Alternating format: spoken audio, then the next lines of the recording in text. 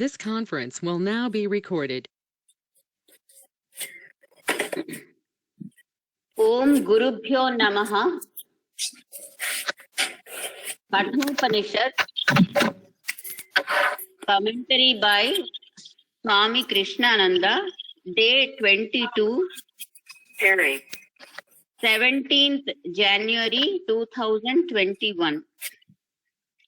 Yesterday we were reading about the universality of God's presence.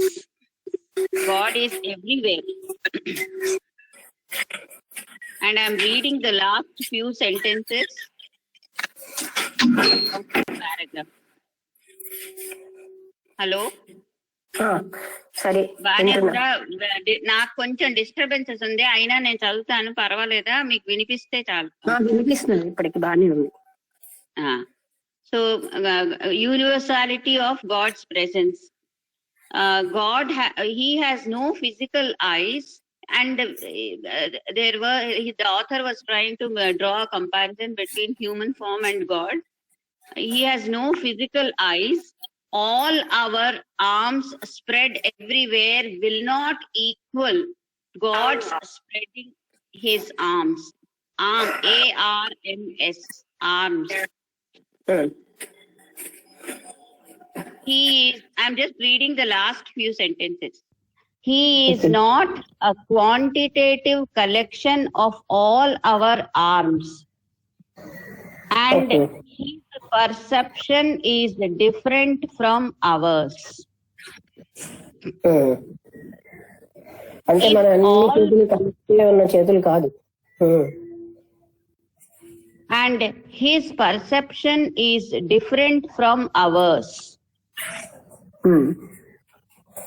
ఆయన చూసే విధానం మన దానికంటే వేరేగా ఉంటుంది. If all persons look at an object, it will not be an intuition, but God's perception is intuition. అంటే God's perception intuition. God's విధంగా God ఎలా చూస్తాడో అలా చూడడమే ఇంట్యూషన్. ఒక వ్యక్తి ఒక ఆబ్జెక్ట్ ఇంక ఎలా చూసినా అది intuition అవ్వదంటున్నారు. This is the difference between God's omniscience and the sensations of an individual. అంటే సెన్సేషన్స్, ఇండివిజువల్ కి సెన్సేషన్స్ ఉంటాయి ప్రతి వ్యక్తికి. గాడ్ యొక్క పరమాత్ముడికేమో ఆమ్నిషియన్స్, అంతటా వ్యాపించే స్థితి ఉంటుంది. ఈ రెండింటికి తేడా అది. మన సెన్సేషన్స్ కి అంతటా వ్యాపించే ఆ స్థితికి తేడా ఉంది. Human sensation is debarred from an entry into the object of perception. అంటే human sensation is debarred, DEBARRED, debarred from an entry into the object of perception. From an entry into the object of perception. అంటే ఏ వస్తువుని మనం తీసుకోవాలని చూడాలనుకుంటున్నామో అందు లోపలికి వెళ్ళడానికి human perception అనేది అడ్డేస్తుంది, లోతులు చూడడానికి. Our ears cannot enter the sound they hear, nor can our eyes enter the objects seen. అది మన చెవులు మనం వినేటటువంటి ఆ సౌండ్స్ కి అతీతంగా వెళ్ళలేవు.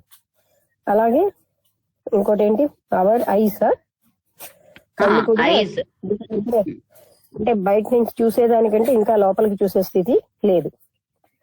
అంటే మన ఇంద్రియాలకు ఆ స్థితి లేదు.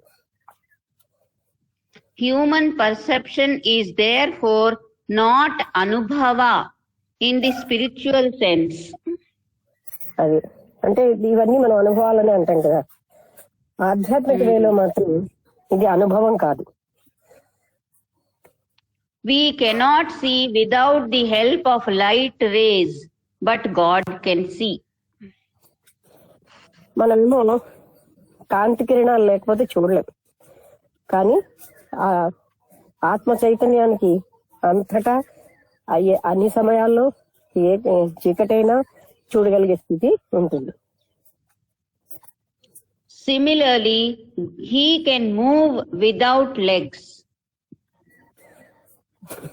అక్కడ అది ఏంటంటే హీ అని అనడం కానీ అది చైతన్యం కదా, అది అంతటా అని అనడగలదు అనమాట. ఎక్కడికైనా వెళ్ళగలదు, కాళ్ళేమో అక్కర్లేదు. అక్కడ పర్సనాలిఫికేషనే లేదు.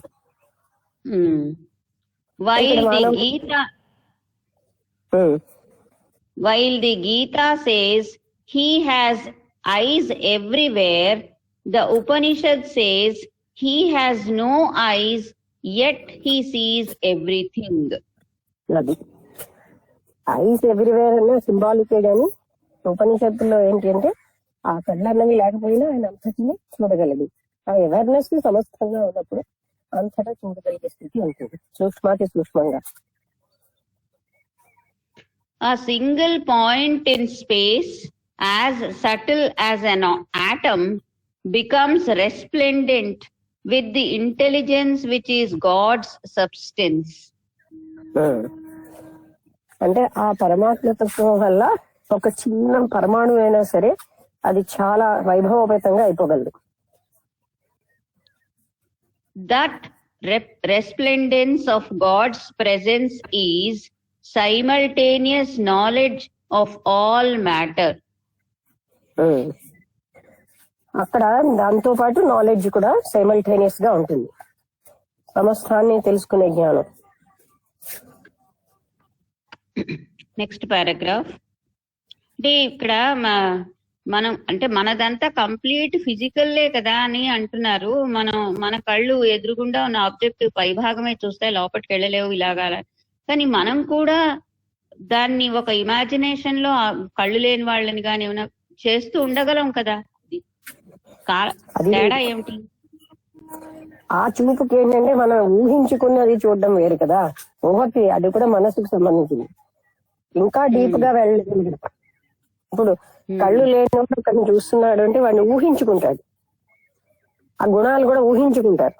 ఊహకు అతీతంగాను పనిచేసేది ఆ విజన్, రియాలిటీకి వెళ్తుంది, మనది రియాలిటీ కాదు. అవును, అంటే మన ఈ చూడడం కాదు. ఇప్పుడు కృష్ణమూర్తి గారు ఉదాహరణగా చెప్తున్నాను, ఒక వ్యక్తి మాట్లాడేటప్పుడు జస్ట్ పదాలే కాదు, పదాలు లోపలికి అతను చూడాలి. అంటే ఆయన ఏ పదాలు వాడుతున్నా, ఆయన స్థితి ఏంటి, ఆయన ఏ స్టేట్ లో ఉన్నాడు, ఇదంతా కళ్ళతో కనబడుతుందా, మనసుతో కనబడుతుందా? కానీ లక్ష్మి చాలా మంది అంటే బోల్డ్ రకరకాల ఆథర్స్ అందరూ వీళ్ళందరూ ఒక రకమైనటువంటి అంటే గాడ్ తాలూకా దీంతో రిఫ్లెక్ట్ అయ్యే ఇవి మన క్రియేట్ చేయగలుగుతున్నారు కదా. ఎక్కడ క్రియేట్ చేయగలుగుతున్నారు అది మనం అనుకుంటున్నాం భావాత్మకంగా. పరమాత్మ స్థితి అన్నదానికి వీళ్ళు క్రియేట్ చేసి మెంటల్ ఇమేజెస్ కి తేడా లేదు. ఇదంతా మెటీరియల్ దీంతోనే ఉంటుంది. Mind is also material. అంటే ఆ స్థితి లోపలికి అని అంటే ఆ ఆత్మస్థాయికి వెళ్ళగలిగే స్థితితో చూడగలగాలి మనం. అంత డెప్త్ తోటి ఒక వ్యక్తి మాట్లాడేటంటే పదమే కాదు, అంటే అంత అటెన్షన్ మనం పెట్టుకున్నప్పుడు వీ కెన్ సీ దట్. అదేమీ ఊహలతో అయ్యేది కాదు. when the self is not, then you can see that. నువ్వే లేని స్థితిలో, ఆత్మస్థితి లేని పరిస్థితిలో నేను అనేటటువంటి అది లేని స్టేజ్ లో అది జరుగుతుంది. అది మనసుతో జరిగేది కాదు. వీళ్ళంతా మనసుతో వర్ణిస్తారు.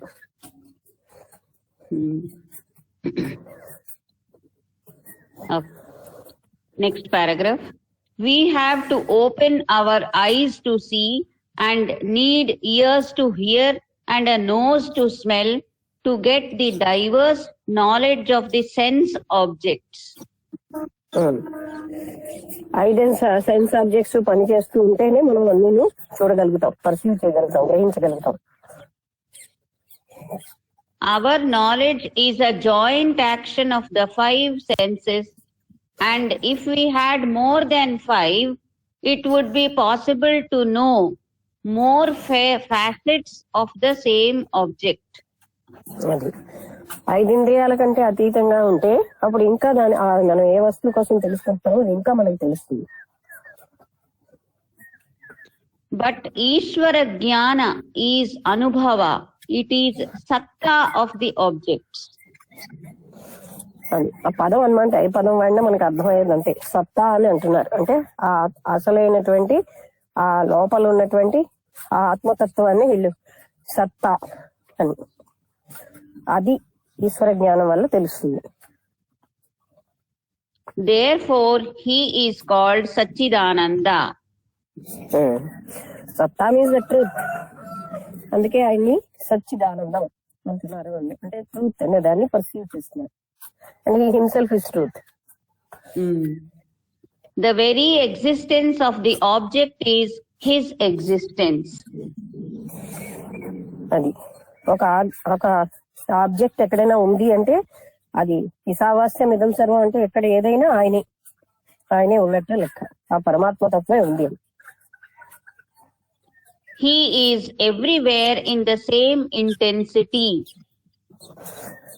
ప్రతి దగ్గర కూడా పైన ఎక్కడో ఎంతో తీవ్రంగా ఉన్నట్టుగా ఎక్కడో కాశీలోనో ఇంకొక తిరుపతిలోనో కాదు, ప్రతి దగ్గర అంత తీవ్రంగానూ ఆయన ఉన్నాడు. Not that God is here and not there, he is now and not then. He is now, మళ్ళీ లాస్ట్ పదం. He is not that God is here and not there, he is now and not then. ఇక్కడ ఉండి ఇప్పుడు ఉండి ఇంకో దగ్గర ఇంకో టైంలో లేకపోవడం గాని, ఇక్కడ ఉండి ఇంకో దగ్గర లేకపోవడం గాని అలా ఉండదు. అంటే సర్వకాల సర్వావస్థలలో సమస్తమైన ప్రదేశాల్లో ఆయన యొక్క ప్రెజెన్స్ ఉంటుంది. He is the same in all relations. అన్నింటితోటి సమమైనటువంటి సంబంధ బాంధవ్యాలు కలిగి ఉంటాడు. Our relationships are different from person to person, but his is equal and the same to all. మనకేమున్న వ్యక్తిని బట్టి మనం ఒక్కొక్కరిని ఒక్కొక్కలాగా చూస్తాం కానీ ఆయన యొక్క సంబంధ బాంధవ్యాలు ఎప్పుడు కూడా సమత్వంతోనే ఉంటాయి. అందరినీ సమదృష్టితోటే చూస్తుంటాడు. But this uniformity is not the same as that of water in the ocean, which we get tired of seeing because it is a dead and monotonous sameness.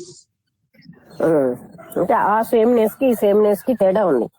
సముద్రంలో ఉన్న నీరు చూడగా చూడగా చూడగా మనకి చికాకిస్తుంది. అక్కడ ఉన్నది అటువంటిది కాదు, అది అతీతమైనది.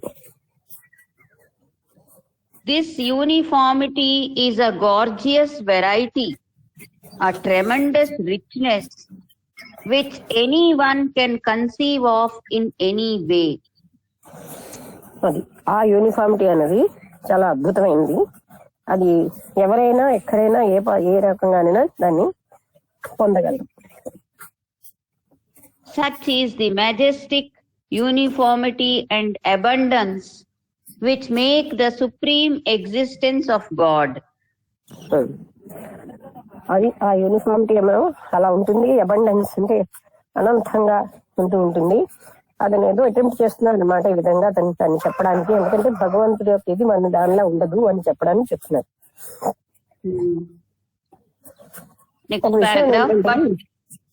నువ్వు ఇందాక అడిగిన ప్రశ్నలోని మనం చాలా పరిమితంగా ఉన్నామని మనకు తెలియట్లేదు. మన పర్సెప్షన్ చాలా పరిమితంగా ఉంది. But we feel with our ego this is supreme అనుకుంటున్నాం. సెన్సెస్ మైండ్ తో ఉన్న పర్సెప్షన్ ఈవెన్ ఇంటెలెక్ట్ లో చాలా లిమిటెడ్.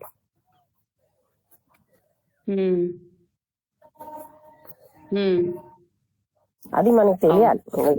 అంటే మన బుద్ధి కూడా ఎంతో లిమిటెడ్ గా ఉంటుంది. అంటే మన బ్యాక్గ్రౌండ్ లో మనకి ఎన్నెన్నో అజ్ఞానం కండిషనింగ్స్ ఉంటాయి. వాటన్నిటితోటి మన డెసిషన్స్ అంటే నిర్ణయాలు ఉంటాయి, మన ఆలోచనలు ఉంటాయి. అవి ఎప్పుడు కూడా దోషయుక్తంగానే ఉంటాయి. కానీ అవి దోషంగా ఉన్నాయని ఆ వ్యక్తికి తెలియదు. ఎవరిలో నుంచి ఆలోచన చూస్తున్నారో ఈగో కలుపుతారు. That my thought is supreme అని. Why that is not supreme? Because దాని బ్యాక్గ్రౌండ్ లో కండిషన్స్ ఉన్నాయి, అజ్ఞానం ఉంది బ్యాక్గ్రౌండ్. అందులోంచి వచ్చిన థాట్స్ సుప్రీం ఎలాగవుతాయి? వాళ్ళ మనస్సులు సుప్రీం గాని.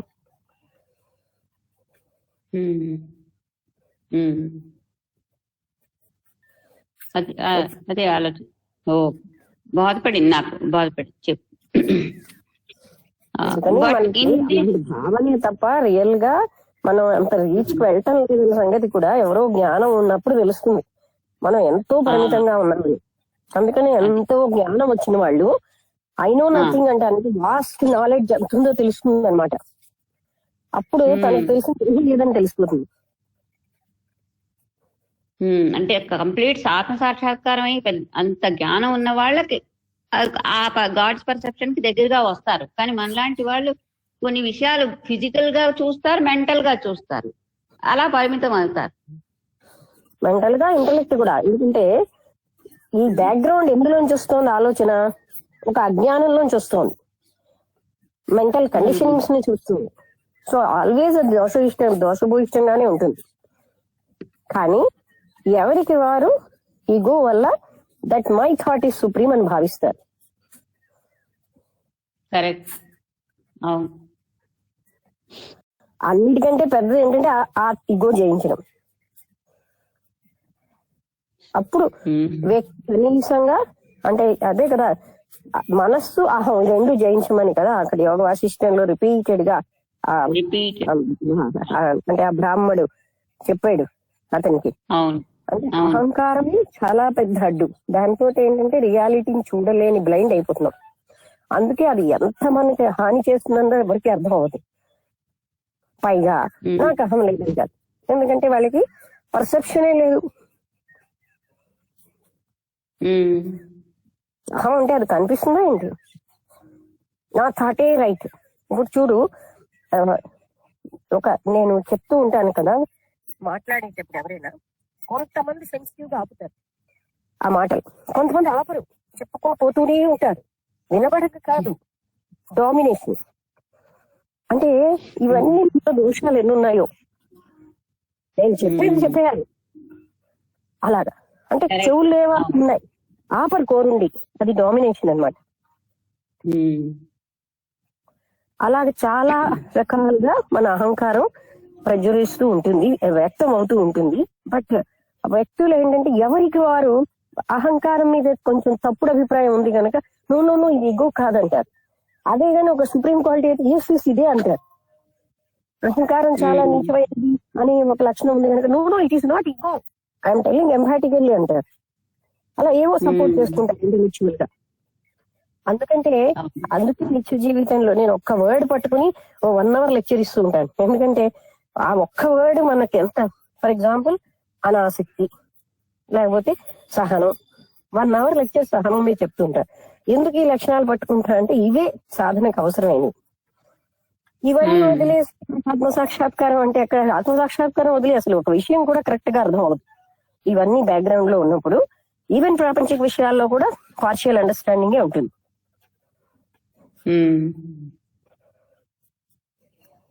అందుకని మనకి మన పర్సెప్షన్ లో ఎన్నో దోషాలు ఉంటాయి. ఇంద్రియాలు మనస్సుకి కాక బ్యాక్గ్రౌండ్ దోషాలు. Right.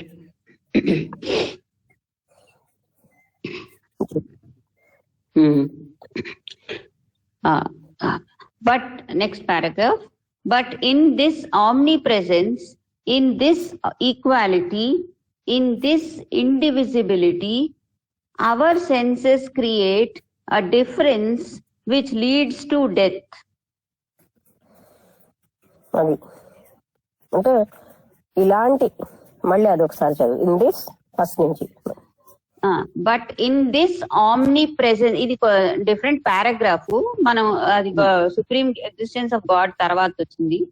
But in this omnipresence, in this equality, in this indivisibility, our senses create a difference which leads to death.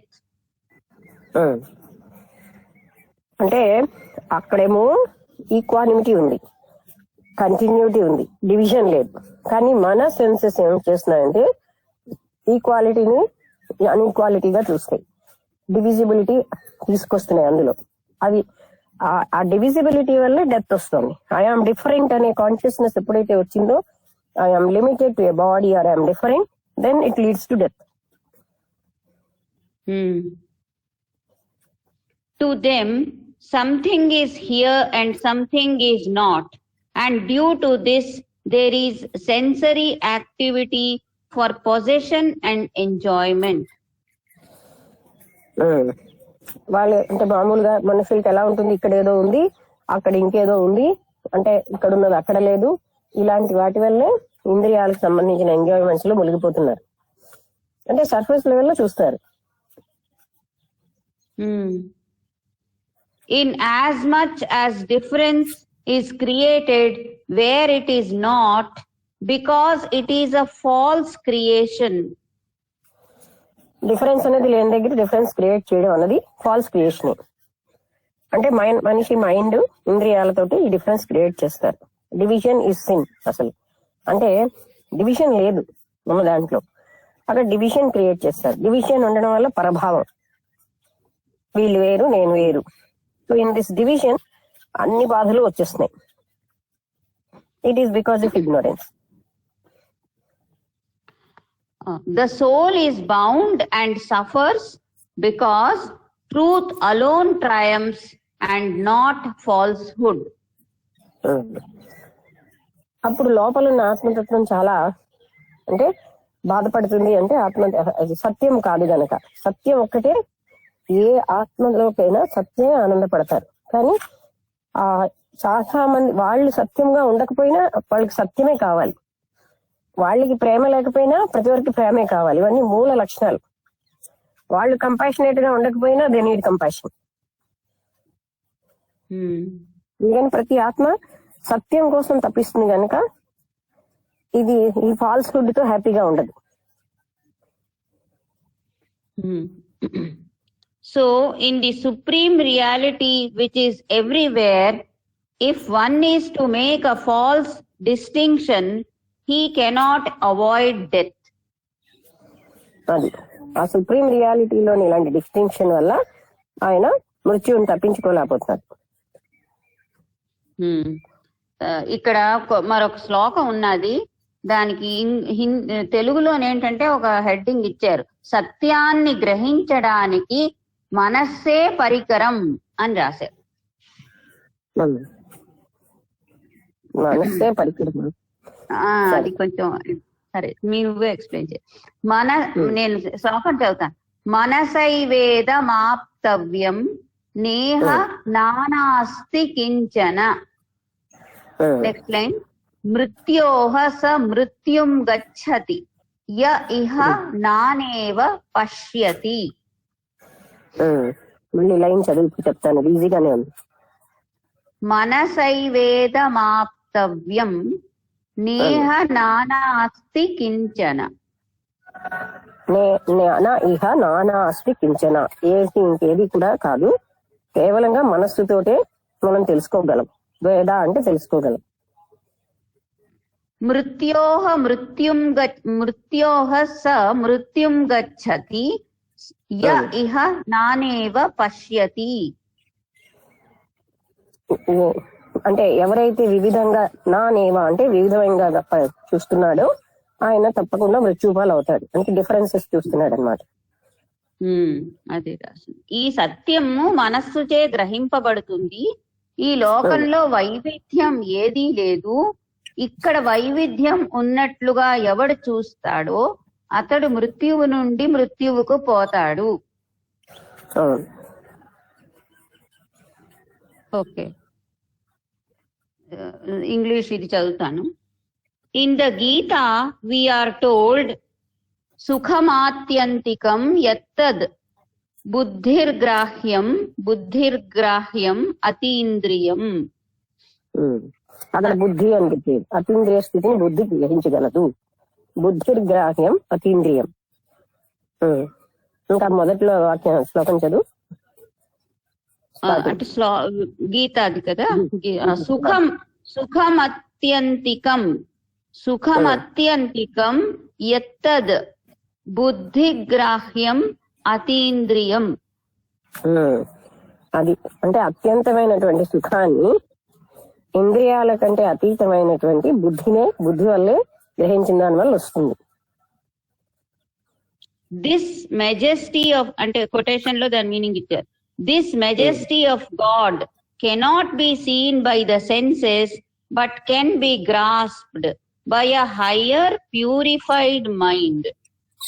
శుద్ధ మనస్సుకి మామూలు మనస్సుకి చాలా తేడా ఉంటుంది. అక్కడ శుద్ధ మనస్సు లేకపోతే మనస్సు లేని స్థితి, ఈ రెండు కూడా ఒకటే. అక్కడ కూడా వాళ్ళు కొందరు ఇలా వాడుతుంటారు, అలా వాడతారు.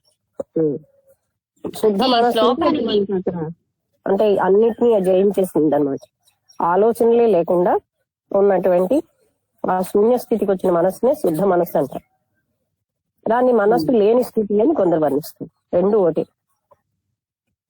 అందుకే దీని హెడ్డింగ్ సత్యాన్ని గ్రహించడానికి మనస్సే పరికరం అనేసరికి మనం అసలు పేరుకి మనస్సు అనాలి కానీ అది మనస్సు కాదు. ఈ మనస్సు కానే కాదు. అలా వాళ్ళు అది మనస్సు లేని స్థితి అని కూడా వాడతారు.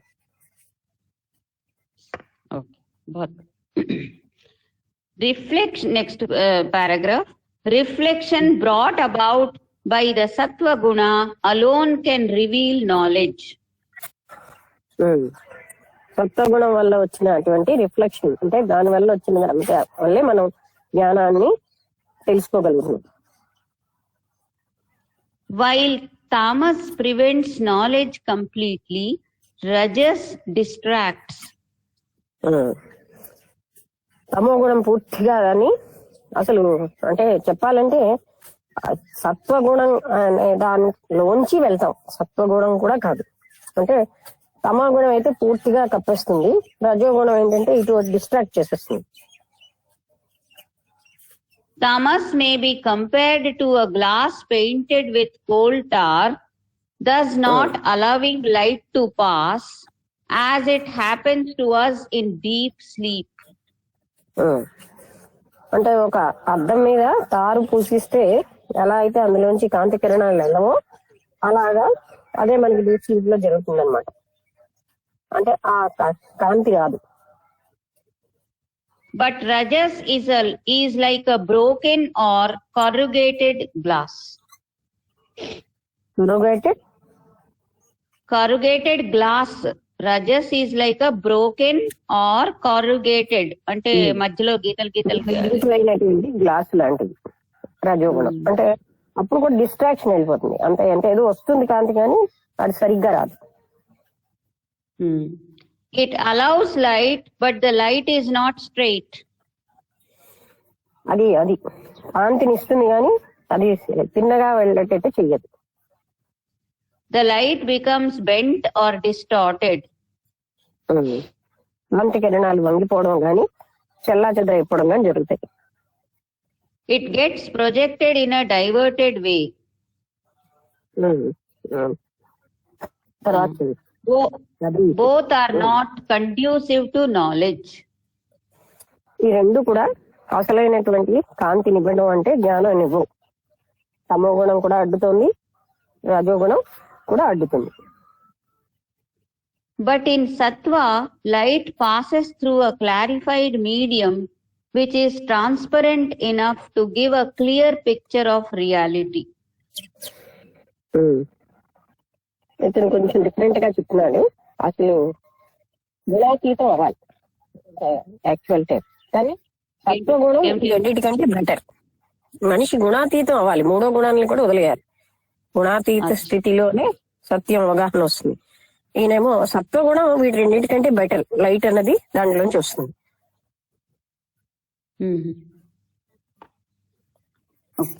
Though reality is transcendent to the senses, sattva is capable of giving an idea of it. అంటే సత్వగుణానికి ఒక ఐడియా వచ్చేటట్టుగా చేస్తుంది. అంటే రియాలిటీ అనేది ఇంద్రియాలకి చాలా అతీతమైనది, కానీ సత్వగుణం వల్ల కొంత అవగాహన అవ్వచ్చు. It is rajas that creates a distinction. ఈ భేదాలు వీటన్నిటికీ రజోగుణమే ముఖ్యం. కొటేషన్ లో ఉంది, he whose senses do not see the truth goes from death to death perpetually due to the necessity of fulfilling unfulfilled desires. చదివిదా మరొక పేరు ఉన్నది. Continue. Due to the necessity of fulfilling unfulfilled desires brought about by a false perception of variety. అంటే ఎవరైతే ఈ అఖండం ఉన్న దాంట్లో division చూస్తున్నాడో ఆయన different varieties ఇవన్నీ తీసుకొస్తున్నారు. అది అంటే యాక్చువల్ గా రజోగుణం వల్ల ఇలాంటి డిఫరెన్సెస్ అన్ని క్రియేట్ అవడం వల్ల నేను వేరు అనే భావనలో డెత్ టు డెత్ వెళ్తాడు. అంటే పునరపి జననం పునరపి మరణం అన్నది జరుగుతూ ఉంటుంది. ఇంకా నెక్స్ట్ ఒక శ్లోకం ఉన్నది, దానికి తెలుగు హెడ్డింగ్ అంగుష్ట మాత్ర విద్య అని రాసుంది. అంగుష్ట మాత్ర 12-13 శ్లోకాలు అంగుష్ట మాత్ర విద్య.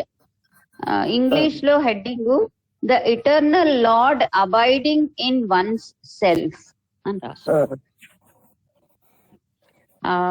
చదువుతాను శ్లోకం. అంగుష్ట మాత్ర పురుషో మధ్య ఆత్మని తిష్టతి ఈశానో భూ. పురుషుడికి యొక్క మధ్యలో అంటే వ్యక్తి యొక్క మధ్యలో అంగుష్ట మాత్రంగా ఉంది. తిష్టతి అంటే ఉంది. ఈశానో భూత భవ్యస్య న తతో విజుగుప్సతే ఏతద్ వైతత్.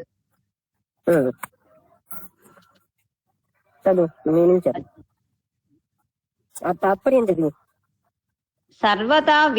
సర్వత్రా వ్యాపించిన వాడు, భూత భవిష్యత్ కాలాలకు ప్రభువు అయిన భగవంతుడు శరీరం మధ్య హృద్గుహలో బొటనవ్రేలు ప్రమాణంలో కొలువై ఉన్నాడు. ఆయనను తెలుసుకుంటే ఇక ఎవరిని ద్వేషించం. నువ్వు అడిగిన వస్తువు ఆయనే. అది అందులో ఏంటి చెప్తారు ఏంటని నారాయణ సూక్తంలో వస్తుంది పాయింట్. అంటే అంగుష్ట మాత్రంలో హృద్గుహలో ఉన్నాడు. అది ఇంగ్లీష్ ది. This supreme absolute Brahman is also the Atman of all beings. Full stop.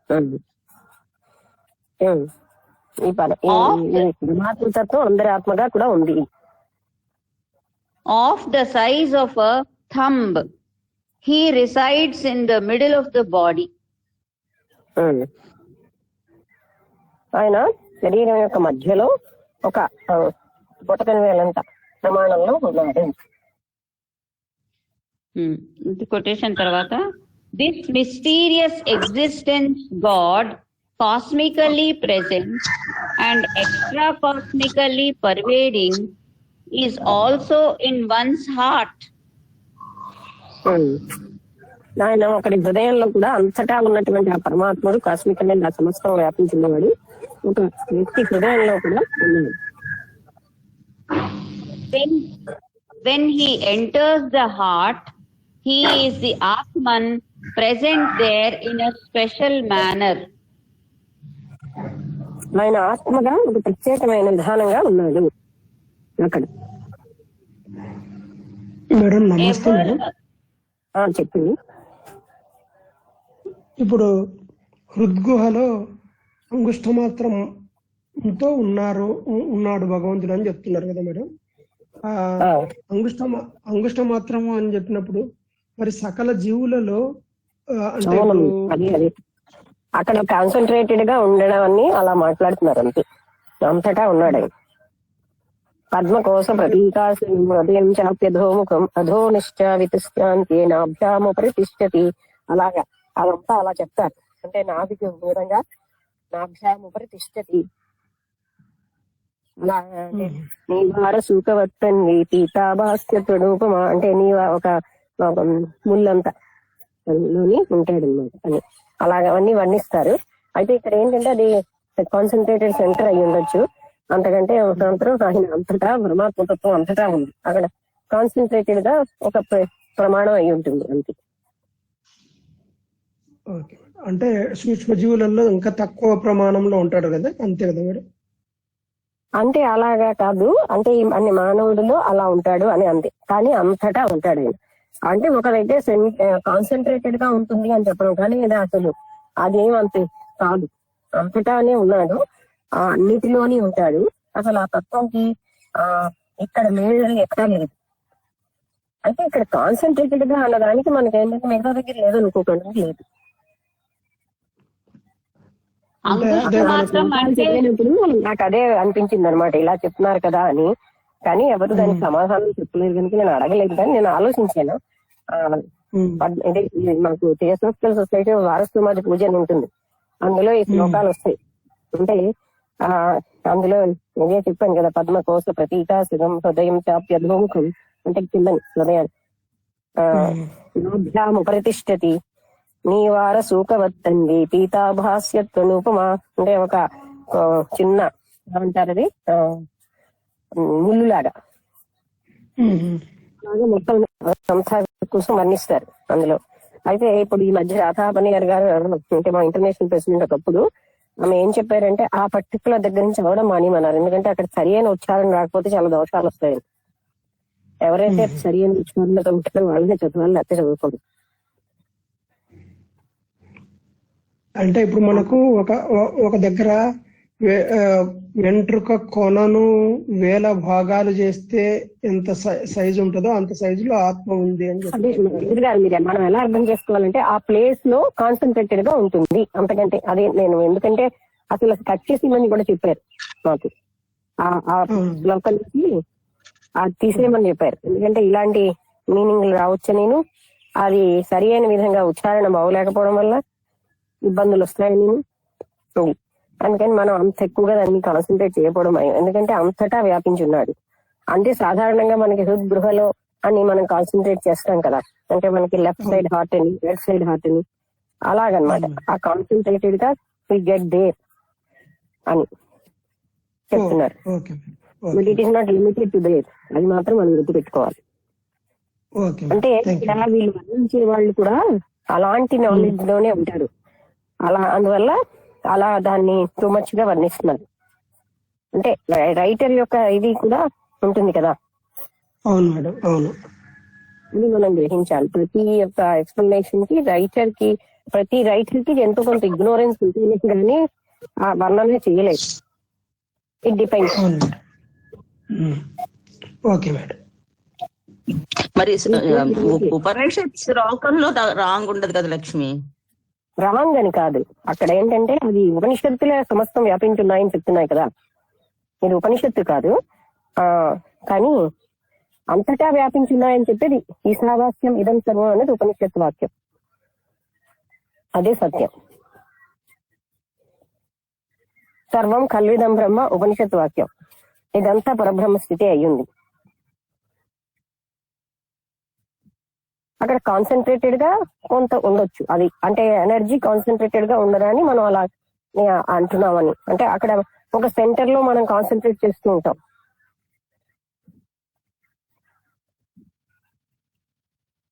ఉపనిషత్తు మాత్రం అంతటా వ్యాపించి ఉన్నటువంటి పరబ్రహ్మతత్వం అని చెప్తుంది.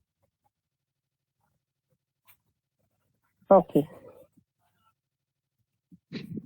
అంటే రెండు ఒకసారి అవ్వచ్చు కదా, అంతటా వ్యాపించి ఉండడం అవ్వచ్చు, కాన్సన్ట్రేటెడ్ గా ఒక ప్లేస్ లో మాత్రంగా ఉంటే అంటే మొత్తం మిగతా అంతా లేదా కాదు, అక్కడ కాన్సన్ట్రేటెడ్ గా ఉండొచ్చు, అంతటా వ్యాపించింది. లేదా కాదు, రెండు ఒకేసారి అవ్వచ్చు. అదే మరి చెప్పండి, అక్కడ పరిమితంగా లేదంటే అర్థం ఏంటి? ఇట్ ఈస్ స్ప్రెడ్ ఎవ్రీవేర్ అని. అవును, రెండు ఒకసారి అవుతున్నది కానీ ఇందులో మరి అందులో ఇప్పుడు ఆథర్ ఉన్నదేదో చెప్పాడు కదా, ఆథర్ ఎక్స్ప్లెనేషన్ దాన్ని ఎక్కువ హైలైట్ చేసేస్తూ మాట్లాడతారు కదా, అది నేను చెప్పేది. కానీ అది ఆథర్ చెప్పడం లేదు. ఓకే,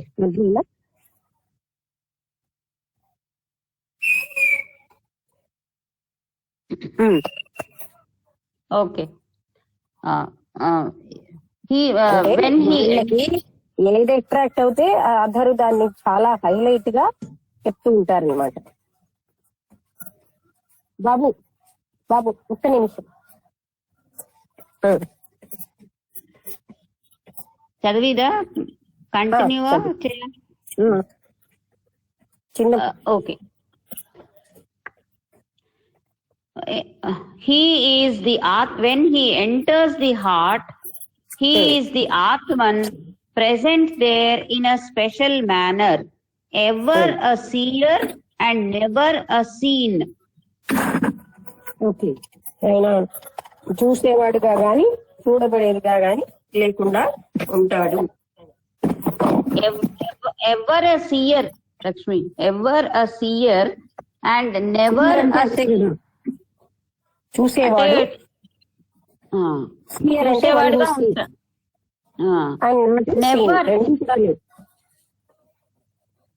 రెండు నెవర్ లేదు, ఒకటి ఎవరు తర్వాత నెవరు. అదే అదే అంటే చూసి ఆయన చూసేవాడే గాని చూడబడేవాడు కాదని. ఆ సబ్జెక్టివ్ రియాలిటీ అని చెప్తారు కదా, దట్ మీన్స్ మనం అది చూడబడే వస్తువు కాదు. మనం అలా అనుకుంటాం కదా ఆత్మతత్వం అనేది చూడబడేది, అది చూడబడేది కాదు, చూసేది. That is subject. He is సత్త సామాన్య సమన్య సామాన్య. హీ ఈజ్ సత్త సమన్యవ సామాన్యవ ఏమిటి అన్న ప్రొనౌన్సియేషన్ తెలుసు. సమన్య అయి ఉంటుంది. Okay. The same in all, అన్నిట్లోని ఒకలాగే ఉంటాడు. He is the light in everything, on account of which the Atman is seen. అన్నిట్లో ఉన్నటువంటి కాంతి ఆయన అయి ఉన్నాడు. దానివల్లే మనకి ఆత్మతత్వం అన్నది మనం చూడగలుగుతున్నాం. చూడడం అంటే చూడడం కాదు, తెలుసుకోగలం. God never becomes an object, so no one can see him. He sees. అది అంటే అది అక్కడ పాయింట్. అతన్ని చూసేవాడంటే ఎవరు ఉండడు, ఆయనే సమస్తం చూస్తాడు అనే పాయింట్. అది ఇక్కడ సబ్జెక్టివ్ రియాలిటీ కానీ ఆబ్జెక్టివ్ రియాలిటీ కాదు అని ఇంకోలాగా ఎక్స్ప్లెయిన్ చేస్తారు. When he reveals himself as the Atman, he appears to be located in that part of the body, but he is not so located. అంటే అలా కనబడతాడు, but is not so located. Appears to be located in that part of the body. అంటే ఆయన అలా కనిపిస్తాడు, ఇది only appearance. Lakshmi cut అయిపోయింది, words cut అయ్యి. అంటే appears to be in the centre, but it is not అని చెప్తున్నారు కదా. వినబడుతుందా? ఇప్పుడు వినబడి ఆధరు కూడా అలాగే చెప్తున్నాడు అంటున్నాడు. అంటే అక్కడ ఉన్నట్టుగా మనకి అపియర్ అవుతుంది, but is not limited to one place కదా. అందుకోసమే దీనికి ఇంత ప్రాముఖ్యం ఇవ్వకపోవడం మంచిది. ఎందుకంటే మనకి ఇంతవరకు ఉన్న దానికి మనం కన్ఫ్యూజన్కి వెళ్తాం. అక్కడ అలా కనబడుతోంది, but is not. Okay. When the sun is reflected in various spots filled with water, many suns will be seen reflected in them, and one may wrongly feel that there are many suns. ఎలా అయితే సూర్యుడేమో నీటిలో ఎన్నో రకాలైన parts పెడితే ఎన్నిట్లోనూ ఎన్నెన్నో సూర్యుడిగా కనిపిస్తున్నాడు, అందుకని చాలా సూర్యుడు ఉన్నారని మనం భావిస్తాం. కానీ అది రాంగ్ పర్సెప్షన్ అన్నమాట. Similarly, one may be under the impression that the Atman is many. అందుకే మనమేమో ఆత్మ కూడా ఎన్నోగా ఉంది అని రాంగ్ గా అర్థం చేసుకుంటూ ఉంటాం. Atman is not many, one only. Our bodies are like a vessel containing the thought process or mind in which the Supreme reflects in a mysterious manner. అంటే మన శరీరాలన్నీ కూడా వెసల్స్, అంటే పార్ట్స్ లాగా. ఇందులో ఆ సుప్రీం కాన్షియస్నెస్ ఒక విచిత్రమైన విధంగా రిఫ్లెక్ట్ అవుతుంది. Next paragraph. From this point of apparent localization in the body, comma, అక్కడ ఆపుతాను. ఇక్కడ ఇప్పుడు పదం ఏంటి వాడే చూస్తున్నాం కదా, అపారెంట్ అంటే it appears like that. Apparent అంటే కనబడుతుంది, ఇట్ ఇస్ నాట్ అన్నమాట. అది అపారెంట్ లోకలైజేషన్ అంటే అక్కడ ఉన్నట్టుగా మనకి ఒక ప్లేస్ లో ఉన్నట్టుగా. అపారెంట్ అంటే తెలుసు కదా, it appears but it is not. ఇందుకోసమే అంత దానికి ప్రాముఖ్యత ఇవ్వట్లేదు. ఎందుకంటే ఆ రియల్ డెఫినేషన్ ఏంటంటే it is everywhere, it appears in one centre. అది from this point of apparent localization in the body, comma, and on account of the secondary process of thought, comma, the Atman is described as Angushtha Matra. అది thought ఆలోచన వల్ల దాన్ని అలాగా మనం describe చేస్తున్నారు, అంగుష్ట మాత్రంగా ఉంది అని. When the sun is reflected in an ounce glass, she appears to be of that size. అది ఔన్స్ గ్లాస్ లో కానీ సూర్యుడు అంటే గ్లాస్ లో నీళ్లలో, అప్పుడు ఆ సూర్యుడు కూడా అంత చిన్నగాను ఆ సైజు లోనే కనిపిస్తుంది. Reflection. It is said in psychophysical science that our body is constituted of centers of nerve current, comma, ఇంకా చదివిదా అది. మన శరీరంలో ఎన్నో నెర్వ్ సెంటర్స్ తోటి నెర్వ్ యొక్క కరెంట్ యొక్క సెంటర్స్ ఉన్నాయి. మన శరీరంలో చాలా కేంద్రాలు ఉన్నాయి. And that some are narrow and some broad, some more transparent than others. కొన్నేమో చాలా సంకుచితంగా ఉంటే, కొన్నేమో విశాలంగా ఉన్నాయి, కొన్నేమో ట్రాన్స్పరెంట్ గా ఉంటాయి మిగతా వాటికంటే. If water passes through an iron tube, it will not be visible, but it will be visible in a plastic tube. అదే అంటే ప్లాస్టిక్ అంటే అది ట్రాన్స్పరెంట్ ప్లాస్టిక్ ట్యూబ్ లో అయితే నీళ్లు వెళ్తుంటే కనబడతాయి, కానీ ఒక ఐరన్ గొట్టం నుంచి నీరు వెళ్ళినప్పుడు మనకు కనబడదు. బికాజ్ ఆఫ్ ద ట్రాన్స్పరెన్సీ మనం చూడగలుగుతున్నాం water. Certain nerve currents in the heart, brain, etc., which are known only to the mystics or yogins and not to the scientists, are very transparent. కొన్ని రకాలైనటువంటి నెర్వ్ కరెంట్స్ అంటే nerve లోంచి ప్రవహించేవి, అవి scientific గా కనబడేవి కాదు, అంటే సైంటిస్టులకు కనబడవు. అవి కేవలంగా యోగ శక్తితోటే కనబడతాయి. అంటే ఈ హార్ట్ కూడా అలాంటిది, ఎవరికి కనబడదు అది యోగ శక్తితోటే. అంటే ఇది ఏంటంటే ఇట్స్ రిఫ్లెక్షన్ అంటున్నారు కదా. అంటే ఆ సెంటర్ అది ఒక కాన్సన్ట్రేట్ గా ఎనర్జీ సెంటర్ లాగా, అంటే అలాగా it cannot be scene with physical ice. ఆ విషయం మనం బాగా గుర్తుపెట్టుకోవాలి.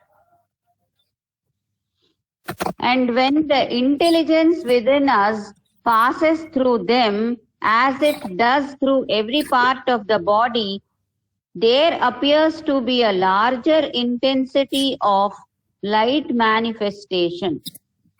అది అంటే ఒక ప్లేస్ లో ఆ ఎక్కువ లైట్ మేనిఫెస్టేషన్ మన ఇంటెలిజెన్స్ అన్ని చోట్లకి వెళ్తూ ఉంటే శరీరంలో ఒక దగ్గర కాన్సన్ట్రేటెడ్ గా ఉంటుంది. అదే నేను ఇందాక చెప్పాను కదా, అది కనబడింది ఆత్మతత్వం ఒక దగ్గర కాన్సన్ట్రేట్ అయ్యింది అని కాదు. అది ఆ లైట్ మేనిఫెస్టేషన్ ఒక దగ్గర కాన్సన్ట్రేటెడ్ గా ఉంటుంది. So we are told in a figurative or special sense that intelligence is present there, comma, because it is made visible only in these places. అందుకే మనం ఆ విధంగా చెప్పామన్నమాట. అంటే ఒక ప్లేస్ లోనే కాన్సన్ట్రేటెడ్ గా ఉంటుంది. Valpadi. Intelligence is stronger felt between the eyebrows, in the throat and heart. అలా అది కూడా చెప్తారు కదా, అంటే రెండు కనుబొమ్మలకి మధ్యలో అక్కడ బాగా మనం కాన్సన్ట్రేట్ చేసిన ఆ తర్వాత హార్ట్, ఐబ్రో అంటే థ్రోట్ ఇలా చెప్తున్నారు. అంటే కొన్ని సెంటెన్స్ లో కాన్సన్ట్రేట్ చేయమని చెప్తుంటారు. These are the centers of the waking, dream and sleep states.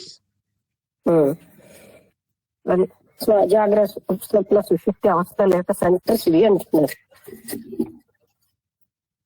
It enters the heart when we are asleep or in death or the superconscious state. అంటే మనం పడుకున్నప్పుడు సూపర్ కాన్షియస్ స్టేట్ లో, when we are in sleep, తర్వాత ఏంటి death. Death కూడా ఉంది. అలాంటి టైంలో ఏంటి వెళ్ళి చదువు. It enters the heart when we are asleep, comma, or in death or the superconscious state. Consciousness అంటే అతీత స్థాయిలో ఉన్నప్పుడు కూడా అది హార్ట్ సెంటర్ లోకి వినిపించలేదు. ఈ మూడు అవస్థల్లో అది హార్ట్ సెంటర్ లో కాన్సన్ట్రేట్ అవుతుంది. అంటే డెత్ లో ఎలా ఉంటుంది? డెత్ లో ఎలాగో ప్రవేశిస్తుంది అంటే అప్పుడు కూడా అక్కడే అది కాన్సన్ట్రేట్ అయ్యి అప్పుడు తర్వాత అందులో నుంచి వెళ్ళిపోతుంది అన్నమాట. During death it concentrated in one place. From this point of view, it is said that the size of the Atman is as a thumb. ఆ వేలో చెప్పారు కానీ లిటరల్ గా అలాంటి వేలో ఉండదు. There is a lot of Upanishad contradiction ఉంది పాయింట్లో, కానీ ఆ ఉపనిషత్తు వాక్యాలు మనకు ప్రమాణం. ఎందుకంటే ఆత్మతత్వాన్ని ఉపనిషత్తులు, త్రిపుర రహస్యం అవి చెప్పినవే మనకి ప్రమాణాలు కదా. ఇలా ఉంటుంది అంటే మనకి ఏంటంటే మానవులకి ఇది ఎక్కువ సులువుగా ఉంటుంది, ఒక దగ్గర ఉన్నారంటే అది పట్టుకుంటారు. కానీ ఈయన చెప్పినట్టుగా కొంచెం సెంటర్స్, కాన్సన్ట్రేటెడ్ సెంటర్స్ ఉన్నారా అక్కడ ఉంటుంది. అంటే రిఫ్లెక్షన్ కానీ ఇట్స్ నాట్ రియాలిటీ అని చెప్తున్నట్టు. There is a lot of ఎందుకంటే ఎక్కువ మంది మనకి సెన్సెస్ తో మనసుతో పట్టుకునే వాటిని దగ్గర పట్టుకుంటారు బాగా, అందుకని కొంత ఎక్కువ మంది ఇంపార్టెన్స్ ఇచ్చేస్తుంటారు. కానీ అసలైన ఆత్మతత్వం అలాగా ఒక దగ్గర పరిమితంగా ఉండదని మనం వింటూనే ఉంటాం. అది ఎలా పరిమితం అవుతుంది? ఒక రూపానికి, ఒక ప్లేస్ కి అలా అవ్వదు. అందుకే అంటే ఉపనిషత్తుల్లో చెప్పిన దానికి భిన్నంగా ఉంది కదా. ఇది అంగుష్ట మాత్రం అన్నది అది ఉపనిషత్తు శ్లోకమే కదా. కాదు, ఇప్పుడు చదివాను నేను అంగుష్ట మాత్ర పురుషో మధ్య. ఉపనిషత్తుల్లోంచి తీసుకున్నారని చెప్పలేదు కదా. మరి ఇది కఠోపనిషత్తే కదా మనం చదువుతున్నది. అందులో వచ్చింది అంటే అందులో ఎగ్జాంపుల్ గా చెప్తున్నారు, ఎక్స్ప్లెనేషన్. ఎన్నో శ్లోకాలు భగవద్గీత 13వ శ్లోకం ఇక్కడ కఠోపనిషత్తులో ఈ చాప్టర్ లో 13వ శ్లోకం చెప్తున్నదే అది. అంగుష్ట మాత్ర పురుషో జ్యోతిర్ వాధూమకః అని క్లియర్ గా ఇక్కడ ఉంది. ఇది కూడా ఉపనిషత్తు వాక్యమే.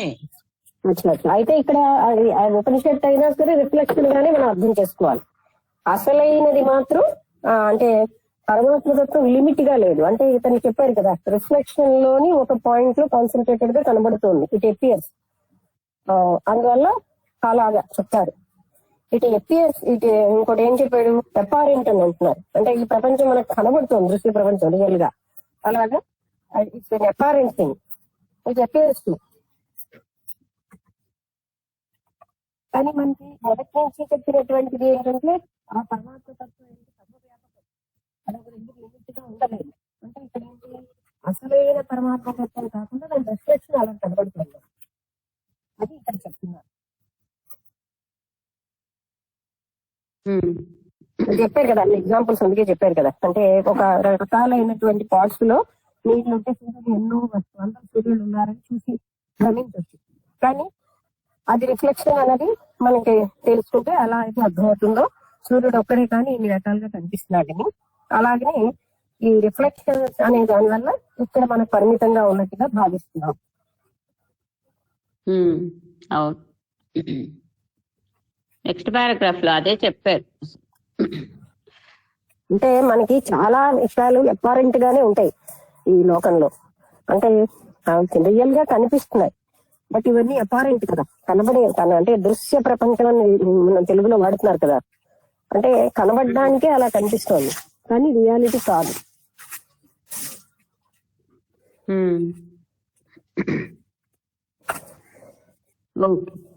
There is a lot of controversy on this subject.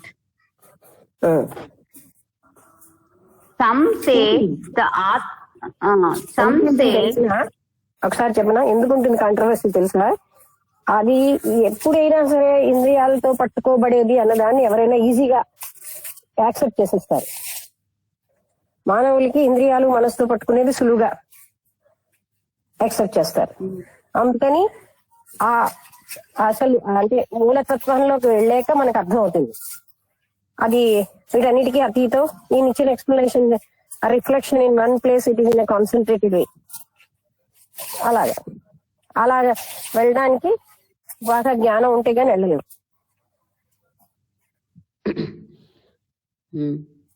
So there is a lot of controversy on this subject, full stop. Some say the Atman is only in one part of the body, and some others say that it is all over it.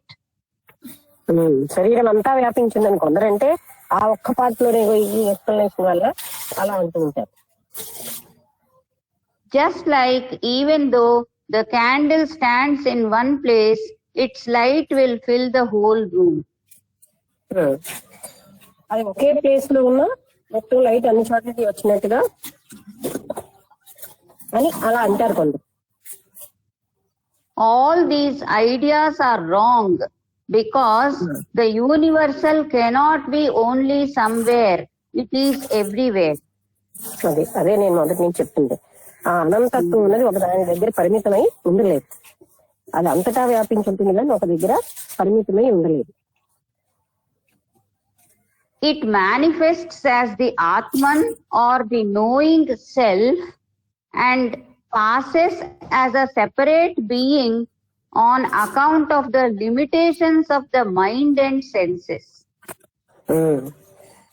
మన ఇంద్రియాల యొక్క మనస్సు యొక్క పరిమితత్వం వల్ల అది అలాగా visual గా అంటే ఒక దగ్గర కాన్సన్ట్రేట్ అయినట్టుగా మనం భావిస్తున్నాం.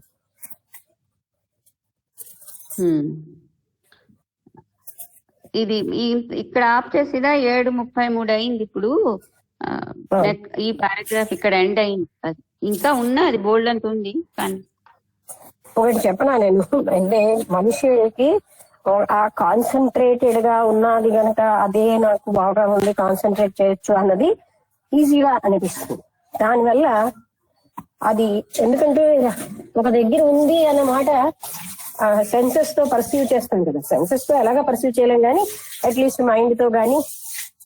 అందుకని మనకి అది చాలా మంది కాదని అన్నదాన్ని యాక్సెప్ట్ చేయలేదు.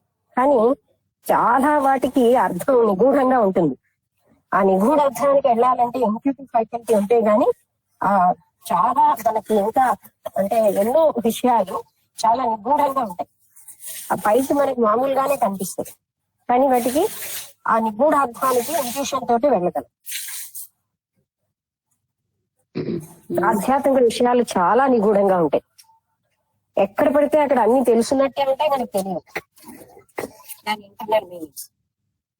అది మన మైండ్ కి బుద్ధికి తెలుస్తున్నట్టు ఉంటుంది కానీ ఆ ఇంట్యూటివ్ మీనింగ్ ఏమో డిఫరెంట్ గా ఉంటాయి. ఓకే, చాలా అలాగే ఉంటాయి మనకి. అందుకే జ్ఞానం ఎక్కడ పడితే అక్కడే ఉంటుంది కానీ ఎవరు గ్రహించలేరు. ఎవరికైతే ఆ స్థితి వస్తుందో వాళ్లే గ్రహించగలుగుతూ ఉంటారు.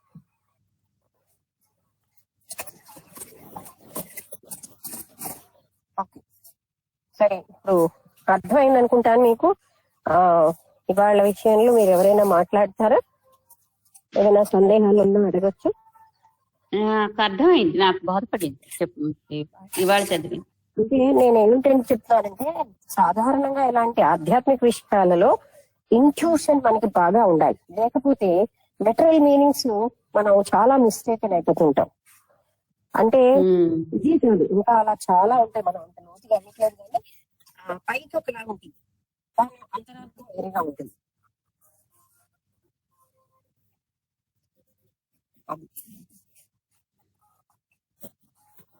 ఎవరైనా మీరు మాట్లాడతారా?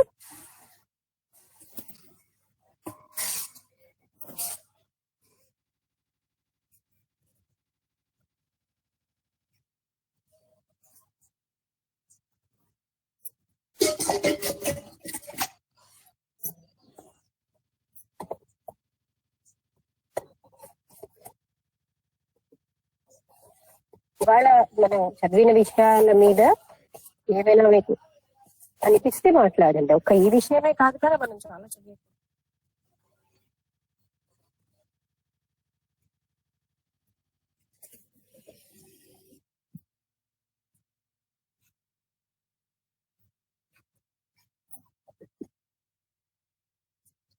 అలాగా పెట్టడానికి కారణం ఏంటంటే, అర్హులైన వాళ్లే రిసీవ్ చేసుకుంటారని.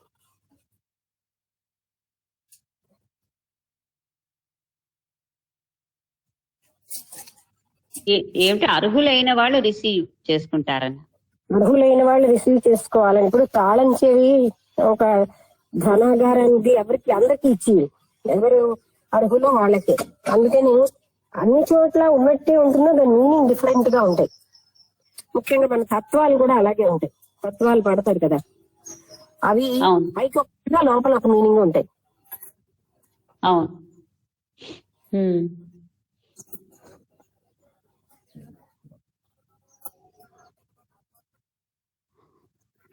నమస్తే. నమస్కారం. ఈరోజు మనం కఠోపనిషత్తులో మీరు చెప్పినటువంటి విషయం అంటే, ఇక్కడ నాకేమనిపించిందంటే, మీరు ముందు నుంచి మాట్లాడుతున్నప్పుడు అంతరంగ ప్రజ్ఞతో మీరు మాకు బోధిస్తున్నారు కాబట్టి, దానికి ఏమాత్రం భిన్నంగా అక్కడ ప్రస్తావించినా కూడా మళ్ళీ మీరు ఆ నిర్దిష్టమైనటువంటి జ్ఞానాన్ని మాత్రమే చెప్తున్నారు. అంటే మళ్ళీ దానికి వివరణ కూడా ఆఖరిలో ఇచ్చాడు. శ్లోకం చెప్పినా కూడా మళ్ళీ వివరణ ఇచ్చాడు, ఎవరెవరు ఎలా భావిస్తారు అని.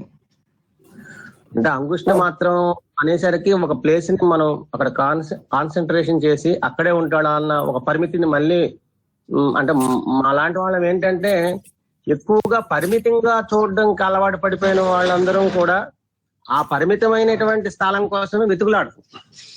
అంతటా ఉన్నాడు అనేసరికి మళ్ళీ మనకేదో సంబంధం లేని విషయం లాగా పక్కన పెట్టేసే పరిస్థితి కనిపిస్తుంటుంది.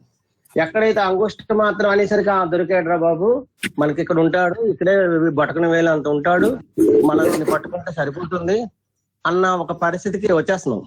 కానీ అందరికి కనబడదు. అదే అనేసరికి మీరు వెంటనే దాన్ని ఖండించారు.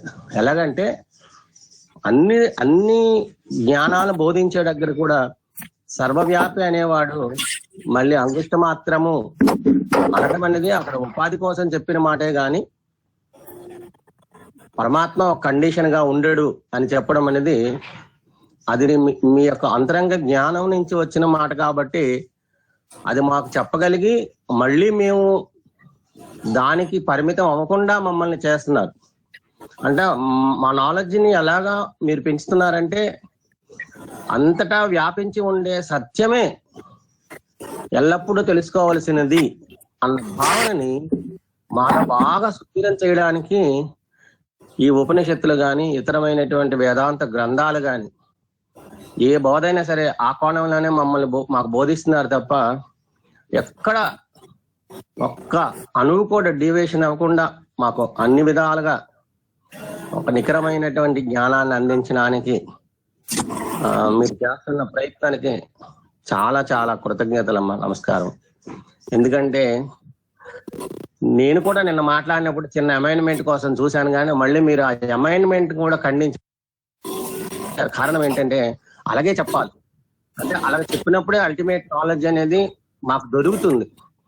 మాత్రం మనం సవరణ తీసుకున్నా కూడా మళ్ళీ మనం కిందకి జారిపోయే అవకాశం ఉన్నది. అలాగా మేము కిందకి జారిపోకుండా మమ్మల్ని ప్రొటెక్ట్ చేస్తున్నారు మీరు అన్ని విధాలుగా. అంటే జ్ఞాన పరిధిలో నుంచి మేము ఎప్పుడైతే భిన్నంగా పక్కకి వెళ్ళిపోతున్నామో వెంటనే తీసుకొచ్చి మమ్మల్ని అక్కడ కూర్చుని పెడుతున్నారు మీరు. అంటే ఇది నేను ఎన్నోసార్లు ఈ విషయం నేను సత్సంగంలో కూడా ప్రస్తావించాను.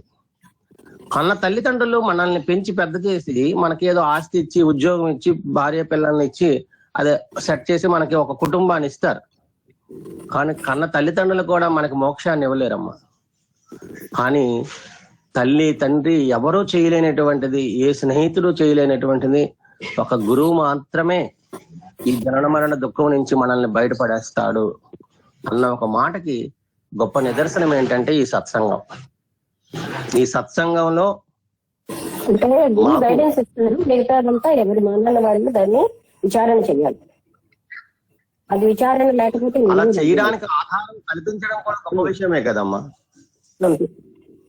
ఇప్పుడు మేము అంటే జనరల్ గా మానవుల యొక్క లక్షణం ఎట్లా ఉంటదంటే, ఎక్కడైనా చిన్న లూఫోల్ గా మనకి ఏదైనా చిన్న సవరణ దొరికితే ఆ పక్కకి వెళ్ళిపోదామని చూస్తున్నా కూడా ఎట్టి పరిస్థితుల్లో వెళ్లకుండా ఆ సర్వవ్యాపక స్థితిలో మమ్మల్ని నిలబెట్టడము, మా మనస్సు ఇంకొక వైపు వెళ్లకుండా మమ్మల్ని బ్యాలెన్స్ చేయడము కారణం ఏంటంటే గురువు యొక్క అపారమైన దయ, కరుణ అందులో ఇమిడిపోయి ఉంటదంట. అంటే మేము ఎక్కడ జారిపోతే మళ్ళీ పతనం అయిపోతామేమో, అజ్ఞాన దిశలోకి పోతామేమో అనేటువంటి అదొక దయ అందులో ఇమిడిపోయి ఉంది. కాబట్టి అలాంటి ఆత్మజ్ఞాన స్థితిలో మమ్మల్ని నడిపించడానికి మీరు చేస్తున్న ప్రయత్నము చాలా దివ్యమైనది. ఇలాంటి ప్రయత్నానికి మీరు కంకణబద్ధులై ఈ ఆన్లైన్ ద్వారా మాకు అనునిత్యం మీ యొక్క ప్రవచనాన్ని అందిస్తున్నందుకు సర్వదా మీకు నమస్కారం అమ్మా. నాదో చిన్న ప్రతిపాదన, మొత్తం సభ్యులందరం కలిసి రోజుకి 2 సార్లు ఉదయం రాత్రి కలుసుకుంటున్నాం. మాటలు మీరు చెప్తుంటే మేము వింటున్నాం, మళ్ళీ మా మాటలు మేము అందరితో షేర్ చేసుకుంటున్నాం. కానీ ఎవరికి ఎవరం పరిచయాలు లేవు, ఎవరితో ఎవరం కలవ. అందుకోసం నాకేమనిపిస్తుందంటే ఒక నెల రోజుల సమయం తీసుకొని అయినా సరే ఒక రోజు మీ ఇంట్లో విశాఖపట్నం వచ్చి మీ ఇంట్లో ఒక రోజు గడిపి ఈ జ్ఞానాన్ని బోధించేటువంటి సద్గురువు సన్నిధిలో ఒక రోజు గడిపితే ఎలా ఉంటది? మనందరం ఒక విద్యార్థులుగా ఉన్నాం. మేము వయసులో చిన్నవాళ్ళం పెద్దవాళ్ళమైనా సరే మీ దృష్టిలో విద్యార్థులంగానే ఉన్నాము, మాకు మీరు గురువుగానే ఉన్నారు. అలాంటి గురువు సన్నిధిలో ఒక రోజు గడిపితే ఎలాగుంటది, ఒక ఆనందాన్ని పంచుకోగలిగితే ఎలాగుంటది అని ఒక ఆలోచన కలిగిందమ్మా. సభ్యులందరికీ మనం ఏంటంటే ఒక నెల రోజుల్లో ఒక డేట్ అందరం మాట్లాడుకుని నిర్ణయం చేసుకుని అందరం ఒకసారి విశాఖపట్నం వచ్చి కొంత శ్రమ పడైనా సరే అమ్మగారి ఇంట్లో ఒక రోజంతా గడిపి చక్కగా అందరం కూడా ఒకరి యొక్క భావాలను ఒకరు షేర్ చేసుకొని ఒక మంచి జ్ఞాపకంగా, ఆధ్యాత్మిక జ్ఞాపకంగా దాన్ని మిగిల్చుకోవాలనిపిస్తుంది. మీ అందరూ ఈ ప్రతిపాదనను ఒకసారి ఆలోచించండి. కొంతమందికి అమ్మగారితో సంపర్కం నేరుగా ఉన్నది, కొంతమందికి నేరుగా లేదు. అలాంటి వాళ్ళందరూ కూడా ఒకసారి కలుసుకుని, అమ్మగారి ఇల్లు కూడా చాలా పెద్దది, కింద పోర్షన్ మీద పోర్షన్ అంత చాలా పెద్దది. మనం ఒక 20 మంది వచ్చినా కూడా ఒక రోజు హాయిగా ఆనందంగా గడపచ్చు. అన్ని ఏర్పాట్లు జరుగుతాయి. అందుకోసం మీరందరూ ఈ ప్రతిపాదన ఒకసారి ఆలోచించి మీరందరూ ఓకే అంటే ఏదో ఒక రోజు నిర్ణయం తీసుకొని ఆ రోజు ఒకసారి సద్గురు సన్నిధిలో ఒక రోజు గడపడం ఎలాగా అనే దాన్ని మీద అమ్మగారు మనం అందరం కూర్చొని చక్కగా హాయిగా ఒక స్నేహభావంతో అందరం ఉండడానికి గడపడానికి అవకాశం ఉంటుందని నాకు అనిపిస్తుంది. మీరందరూ ఈ విషయాన్ని ఆలోచించి మీ అభిప్రాయాలు తెలియజేసి మీరందరూ కలిపి ఒక డేట్ నిర్ణయిస్తే ఆ డేట్కి మేము అందరం ఫాలో అవుతామని అనిపిస్తుందమ్మా. శుభమమ్మా. నమస్కారం. నమస్తే అండి. అందరూ కలవడం కూడా అవుతుంది ఒకరినొకరు.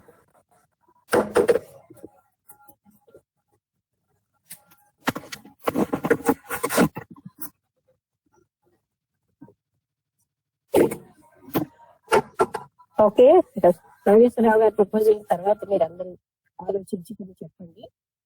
ఇప్పుడు మీరు టాపిక్ మీద ఎవరైనా మాట్లాడతారా?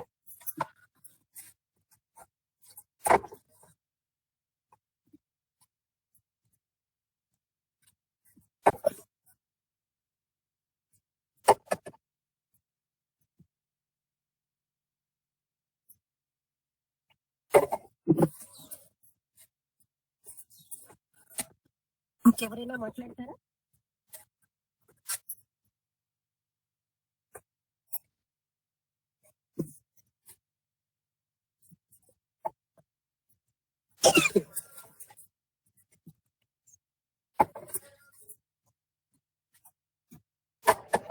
ఏంటి ఈరోజు ఎవరు మాట్లాడటం లేదు?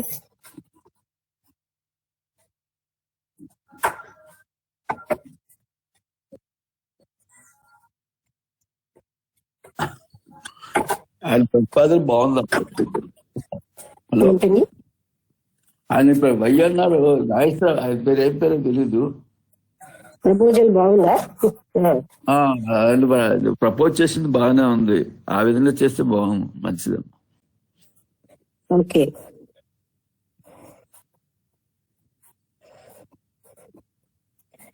చెప్పిన ఆయన భరత్ కుమార్ గారు శ్రీకాకుళం.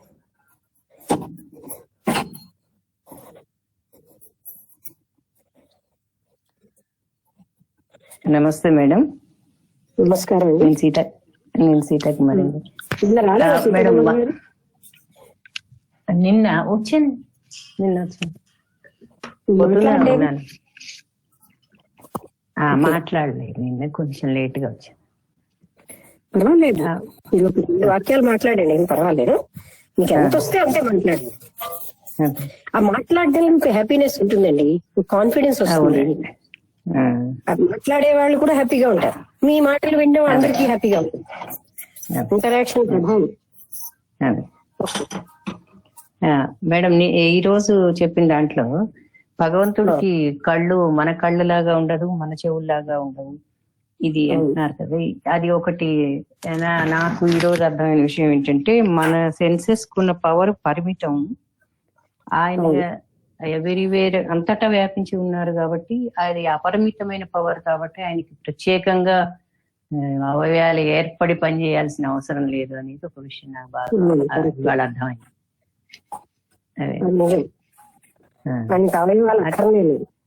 అక్కర్లేదు, అవయవాలు ఏర్పడితేనే ఆ పని జరుగుతుందనేది లేదు. 100% అక్కడ అలాంటి అక్కర్లేదు, చెప్పడానికి అలా చెప్తారు అంతే, భయమో అక్కర్లేదు.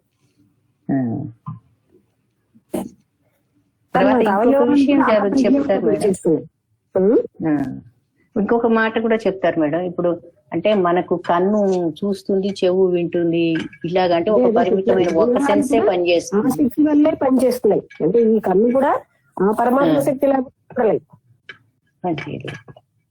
అయితే వాళ్ళకి మాత్రము కన్ను చూడగలదు, చెవి వినగలదు అనేది కాకుండా చెవి చూడగలదు, కన్ను ఇంక దేన్నైనా క్రియేట్ చేయగలదు. అట్లాంటి ఒక అవయవం, ఒక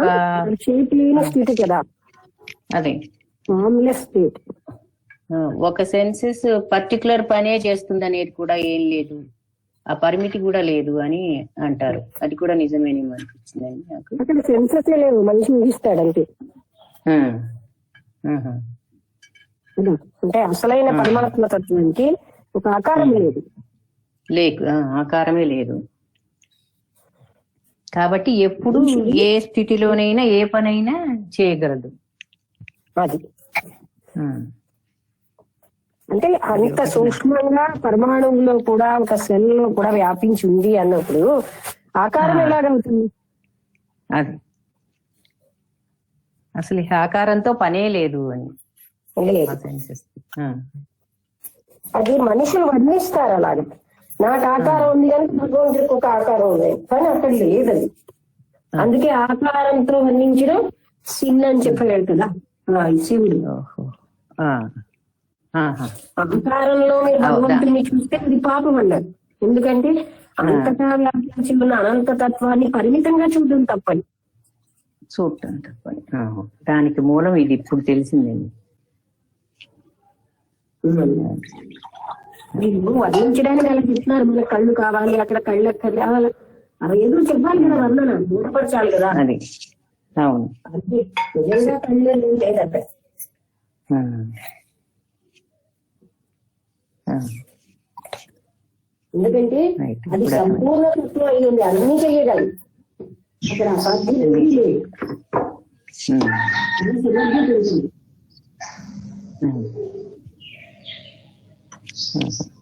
డన్.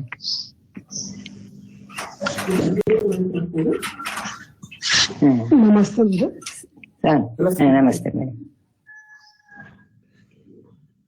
ఇప్పుడు అంటే పరమాత్మ తత్వాన్ని అచల స్థితితోటి ఇది చేసుకోవచ్చు మీరు. అచల అంటే చలనము లేని ఇది కదా. అంటే ఆయన చలనం ఉంది, చలనం లేదు.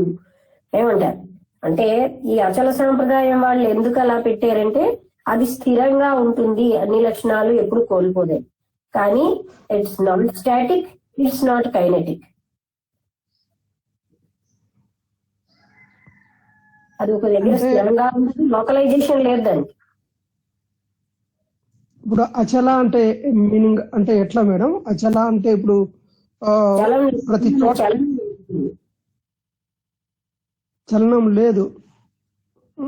ఇప్పుడు చలనం లేదు అంటే ప్రతి చోట ఉన్నది అన్నట్టే కదా మేడం? అంటే అది వాళ్ళు అచల అని అంటారు. చలనం ఉంది, చలనం లేదు అంటే అంతటా ఉంది గనక అన్ని చోట్ల ఉంది. మళ్ళీ లేదు అంటే చలనం లేదు అని అంటే అది అంతటా స్థిరంగా ఉంది అనే భావనలో. కానీ అది స్టాటిక్ కాదు, స్టాటిక్ గా లేదు ఇక్కడ. It dynamic and static both. తిరిగేవాడుగా స్థాణువుగా ఉన్నది. చరాచరము అనేది కరెక్ట్ కదా మీరు? అంతే అంతే. ఎప్పుడు స్టాటిక్ గా అచల అని తీసుకున్నప్పుడు ఎక్కడా కదలలేని స్థితినే అచల అంటారు కదా. అది అంటే ఒక రకంగా వాళ్ళు ఎందుకు అలా చెప్తున్నారంటే మామూలుగా మనం ఇంద్రియాలతో చూసేటటువంటి వాటన్నిటికీ అది అతీతంగా చలనం లేకుండా స్థిరంగా ఉంది అని చెప్పడానికి అలా వాళ్ళు మాట్లాడుతున్నారు.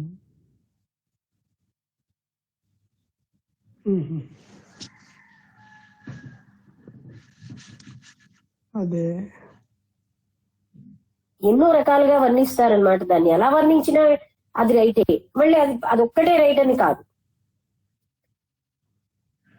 అంటే వేల రకాలుగా వర్ణించిన వేల రకాలు కూడా కరెక్టే అంటే కరెక్ట్ కాదు కూడా. ఎందుకంటే అంత పరిమితం కాదు, అనంతంగా. అసలు నిజం చెప్పాలంటే అక్కడ వర్ణించడానికి చేసే ప్రయత్నం దాన్ని పరిమితం చేసినట్లే. అది వర్ణనకి మనస్సు వర్ణనకు కావాలి. మనస్సుకు అతీతమైన దాన్ని మనస్సు రేంజ్లోకి తేలేదు. అంటే ఇప్పుడు ఏ వర్ణనైనా అసంపూర్ణమైన అంటారా మేడం? అంతే కరెక్ట్. అంటే అదే దాన్ని బ్లవైస్కి అన్నారు, ఎలా వర్ణించడానికి ప్రయత్నం చేసినా మరుగుజ్జు చేసినట్లే. అంటే ఒక వ్యక్తి ఉన్నవాడిని మరుగుజ్జుగా చేసేసినట్లు అక్కడ. అంటే ఇప్పుడు మనం చెప్పుకునే వర్ణన మనకు అర్థం కావడం కోసం మనం చెప్పుకుంటున్నాం. ఇంకొక గ్రూప్ ఇంకొక విధంగా అర్థం కావడం కోసం. ఎక్కడైనా కూడా అనంతము మా ఇంద్రియాలకి మనసుకి తెలియదు అనేది మాత్రం నిజం. ఇప్పుడు చూడండి, ఈయన ఇక్కడ కూర్చున్నాడు, ఆయనకి కళ్ళు ఉన్నాయి, చెవులు ఉన్నాయి అని అంటుంటే వాళ్ళు అలా వర్ణించుకుంటున్నారు పరిమితం చేసి. ఆయన తాగుతాడు, తింటాడు, చేతులు కడగాలి, కాళ్ళు కడగాలి, అతని కోసం జంధ్యం వేయాలి, ఇవన్నీ కదా ఏదో అంటారు షోడశ పూజ అంటే. షోడశోపచార పూజ అంటే అవన్నీ మనం భగవంతుడికి ఒక పరిమితం చేసి రూపంగా అతనికి ఆకలేస్తుంది, అతనికి దాహం వేస్తుంది, అతను పడుకుంటాడు, అతను చేతులు కడుక్కోవాలి, కాళ్ళు కడుక్కోవాలి, ఇవన్నీ మనం అట్రిబ్యూట్ చేస్తున్నాం, ఆపాదిస్తున్నాం.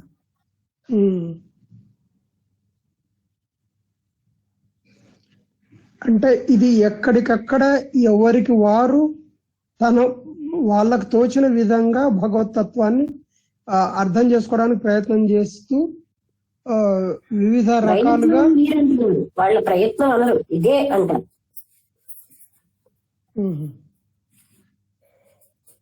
ఇదే అనేది తప్పే కదా మేడం, ఎట్లయినా తప్పే కదా, అది ఇదే కరెక్ట్ అన్నాడు, అది తప్పు. మనిషికి చెప్పింది కదా, ఒక థాట్ వస్తే దానికి ఈగో జోడిస్తారు కదండి, ఇదే రైట్ అంటారు. అవును మేడం. తను జోడిస్తున్నారని కూడా తనకు తెలియదు, పార్ట్ అండ్ పార్సల్ గా చేస్తారు. అది ఈగో కామన్ ఫ్యాక్టర్ కదా. అంటే మన వ్యక్తిగత వాసనలతోటి మనకి ఏదైతే భావన వస్తుందో దాని ప్రకారం మాట్లాడతాం, అంతే కదా మేడం? అంతే అంతే. అంటే ఆ బ్యాక్గ్రౌండ్ లో కూడా ఉన్న నాలెడ్జ్ దానికి కారణం. బ్యాక్గ్రౌండ్ లో అజ్ఞానం తిష్ట వేసి కూర్చుంటే ఆ వ్యక్తి మాట్లాడే అజ్ఞానంగా మూర్ఖంగా ఉంటాయి. కొంతైనా ఇంట్యూషన్ అంటే ట్రాన్సెండెంటల్ స్టేట్ వస్తే వాళ్ళు మాట్లాడేది వేరేగా ఉంటుంది. అంటే beyond senses and beyond mind వెళ్ళగలిగే స్థితి ఉన్న వాళ్ళు ఒక రకం పర్సెప్షన్ వాళ్ళకి బాగా ఉంటుంది. సెన్స్ అండ్ మైండ్ పర్సెప్షన్ లో ఉన్న వాళ్ళు అంతకంటే ఉన్నతంగా వాళ్ళు వెళ్ళలేరు. అందుకే వాళ్ళ ప్రశ్నల్ని బట్టి మాటల్ని బట్టి వాళ్ళు ఏ లెవెల్లో ఉన్నారో అర్థమైపోతుంటుంది. అంటే ఆ పర్సెప్షన్ అంతవరకే.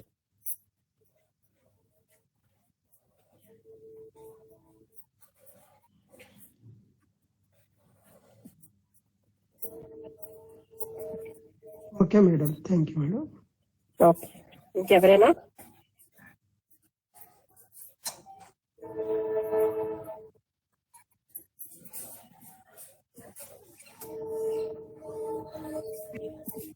నమస్తే మేడం గారు. నమస్కారం అండి.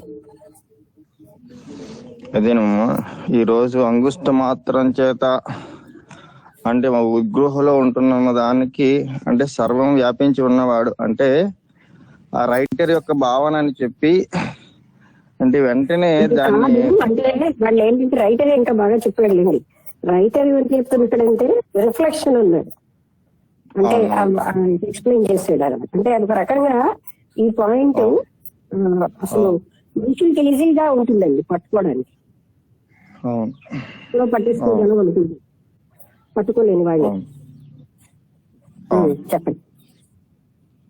అదేనమ్మా, అంటే ఒకవేళ ఎక్కడైనా మేము రాంగ్ స్టెప్ గా రాంగ్ అర్థం చేసుకుంటున్నామేమో అన్నటువంటి మీమాంసతో వెంటనే దాన్ని మీరు అంటే సర్వం వ్యాపించి ఉన్నటువంటి వాడు, దాని తర్వాత ఆయన ఎక్స్ప్లెనేషన్ ఇచ్చారంటే ఒక మూలన ఏదో ఒక క్యాండిల్ పెడితే అదంతా రూమ్ అంతా వెలుగునిస్తుంది అన్నటువంటి చెప్పి అంటే మొత్తం అంటే పరమాత్మ తత్వం అంటే అచల పరిపూర్ణం అవనివ్వండి, లేకపోతే ఇంకోటి అవనివ్వండి అంటే అచల పరిపూర్ణంలో కూడా అంటే మొత్తం గురువే సమస్తం అనేది అదిగా వాదిస్తారు మేడం గారు. అంటే అందరూ కూడా తక్కువే ఆయన ముందు అని చెప్పి అంటే అన్ని అంటే ఎన్నో అంటే ఈ భగవత్ తత్వంలో అనేకమైనటువంటి అనేకమైన సిద్ధాంతాలు ఉన్నాయి, రాద్ధాంతాలు ఉన్నాయి. అన్నిటికీ కూడా అంటే మీ వన్నెస్ అంటే ఇది అన్నిటికీ కూడా అంటే ఆత్మ విద్య, బ్రహ్మ విద్య, శ్రీ విద్య రకరకాలైనటువంటి పేర్లు పెడుతున్నాం. పేర్లు పెట్టినా సరే ఆ ఫైనల్ స్టేజ్ అంటే అంతా కూడా కాస్మిక్స్ ఎనర్జీ.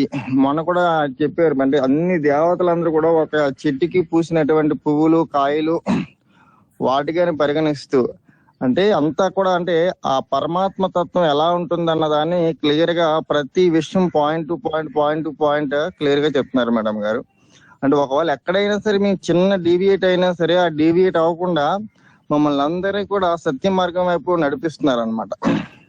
అంటే సాధకుడు ఒక్కోసారి ఏం చేస్తాడంటే అంటే పరిమితమైనటువంటి మనస్సుతో అపరిమితమైనటువంటి దాన్ని పట్టుకోవడం, ఒక్కోసారి ఇది కాకుండా ఏదో పరిమితంగా ఆలోచించి అలా ఆలోచన కాకుండా దాన్ని సరైనటువంటి వేలో మనం విచారణ చేసి ఏదైతే సుప్రీం బీయింగ్ అయితే ఉందో, ఏదైతే సత్యం అయితే ఉందో దాన్ని మనం పట్టుకోవాలి తప్ప మళ్ళీ ఇది చిన్న వాటికి మనం మళ్ళీ తగులుకొని ఇక్కడ ఉండిపోకూడదు అన్నటువంటి సత్యాన్ని మీరు చాలా క్లారిటీగా చెప్తున్నారు మేడం గారు. అంటే ఉన్నటువంటి అంటే అది ఎలా చెప్తున్నారు అంటే అది ఆల్రెడీ మీరు అనుభూతి చెందున్నారు కాబట్టి అనుభవ జ్ఞానం ద్వారా చెప్పడం వల్ల మాలో ఒక గొప్ప అనుభూతి అనేది వస్తుంది మేడం గారు. ఇది క్లియర్ గా చెప్పాలి. ఇలాంటి గొప్ప జ్ఞానాన్ని మాకు అందించినందుకు ధన్యవాదాలు మేడం. నమస్కారం అండి, థ్యాంక్స్. ఇంకెవరైనా?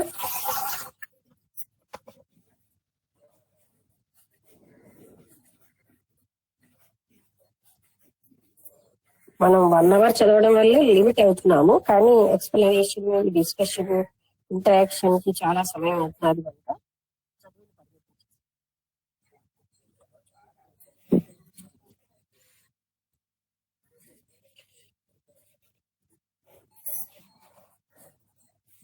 ఓకే, ఇంకెవరైనా మాట్లాడతారా? శాంతిశ్రీ గారి వాళ్ళు రాలేదా?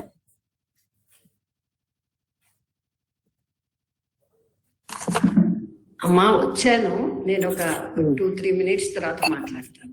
ఓకేమ్మా? సరే, అదే అలాగే. ఎవరైనా?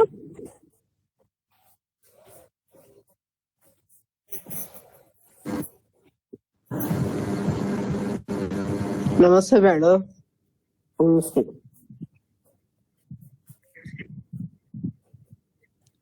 ఈ అనంత తత్వం దాని యొక్క వివరణ ఈ రోజు కొంచెం స్పెషల్ గా చేశారు.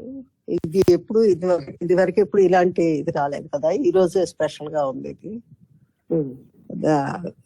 అంటే ఎలా ఉంటాడు అని మనకు ఒక ఊహా చిత్రం లాగా, ఇంతవరకు ఏదో ఒక ఊహలో ఉండేవాళ్ళం, దాన్ని కొంచెం ఆయన ఇంకా కొంచెం ఎక్స్ప్లెయిన్ చేసి అనంత చైతన్యం విశ్వవ్యాప్తం అయిపోయిన దాన్నే కళ్ళు ఇవన్నీ ఆర్గాన్స్ సంబంధం లేని ఒక స్థితిని కల్పించి ఒక స్థితి ఉంటది అని చెప్పి మనకి ఎక్స్ప్లెయిన్ చేశారు. అది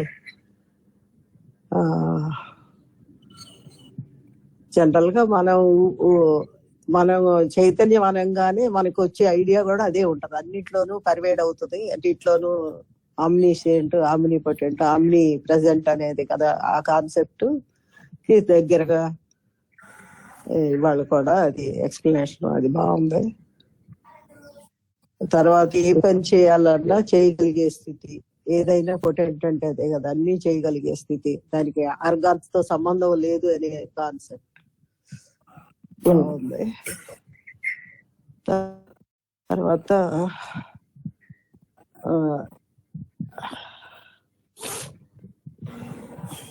ఇంకేంటండి, అదే ప్రపోజల్ గురించి ఏదో అన్నారు, అది ఆలోచిద్దాము. ఒకవేళ అట్లా అందరికి కుదరదు అనుకుంటే జూమ్ లో ఒక రోజు అందరం కలిస్తే ఎట్లా ఉంటది అనేది కూడా, అది అరేంజ్ చేయమంటే ఎట్లా ఉంటది అనేది కూడా కలుస్తున్నాం కదా మేడం, ఓటు మీటింగ్ లో మీటింగ్ లో కలుస్తున్నాం కదా, మళ్ళీ జూమ్ లో కలవడం అంటే దీంట్లో వీడియోలో కలిస్తే అది కాదు, ఎవ్రీడే ఒక యాప్ లో కలుస్తున్నాం కదా, మళ్ళీ అది యాపే అవుతుంది కదా. అంటే వీడియోలో కలిస్తే మాట్లాడుకోవటం పర్సనల్ గా కూడా ఉంటదని, అది ఇప్పుడంటే మనం ఒకళ్ళు చూసుకోవాలి. అది దానికి పర్సనల్ ర్యాపోర్ట్ కి చాలా తేడా ఉంటుంది కదా. ఉంటుంది, అది ఎలాగూ తప్పదనుకోండి, కరెక్ట్. అదే అంటే సరే అయితే ఎలాగా బాగానే కలుస్తున్నాం, మాట్లాడుకుంటున్నాం. అవును, అదే ఒకసారి చూద్దాం ఆ ప్రపోజల్ కూడా ఎట్లా ఎంతమంది ఇదవుతారు చూడాలి. ఏదన్నా ఒక నెల లోపు అన్నారు, అది ఆలోచన. ఇంకొక తక్కువ అంటే డిపెండ్స్, అది ఆయన అన్నది ఇప్పుడు చెప్పారు. నేను వాళ్ళకి నచ్చితే వాళ్ళు చెప్పారు ఇంతకు ముందు ఒకసారి.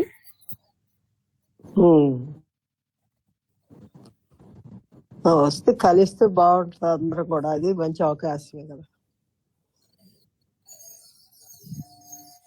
కలుద్దాం, మ్యాక్సిమం ట్రై చేద్దాం. ఇంకెవరైనా ఈ సబ్జెక్ట్ కోసం మాట్లాడతారా? ఇంకా ఎవరు చాలా మంది ఉన్నారు కదా మాట్లాడని వాళ్ళు. అనురాధ గారు, వసంత గారు రావట్లేదు అసలు, కాంబట్టి వసంత గారు.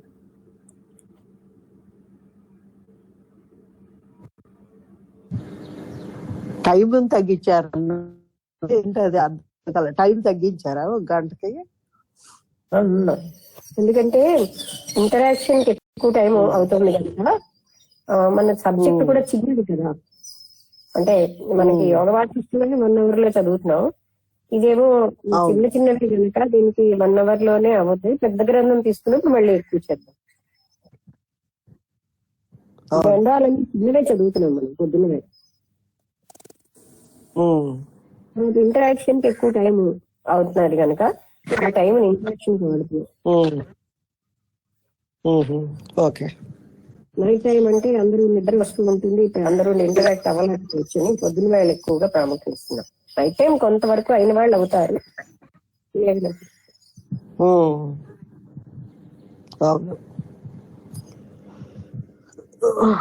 Okay madam.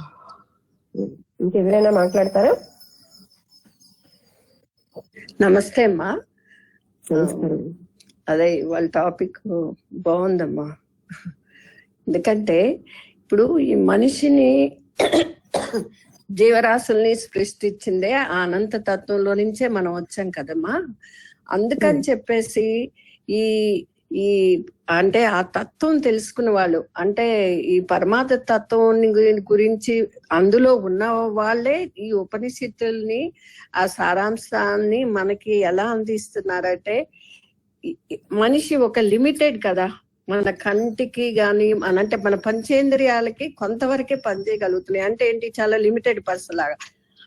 అందుకని అనంత తత్వాన్ని మనకు అర్థం కావటానికి ఉపనిషత్తుల్లో ఆ పరమాత్మత్వాన్ని ఇట్లా కళ్ళు ఇట్లా వర్ణిస్తారేమో అని నాకు అనిపించింది. అంటే మనకు అర్థం అవ్వటానికి ఉపనిషత్తుల్లో ఇలా చెప్పుంటారు, దాన్ని లిమిటెడ్ చేసినట్టుగా అని చెప్పేసి నాకు అర్థం అనుకున్నానమ్మా. అది కరెక్టేనా? సహస్ర అంటే అనంతము అని, అనంతమని. అదే అనంతం అంటే ఏంటి? అది కూడా మనకు ఊహకు అతీతమే. ఊహించడానికి వీలు లేని స్థితి. అవును.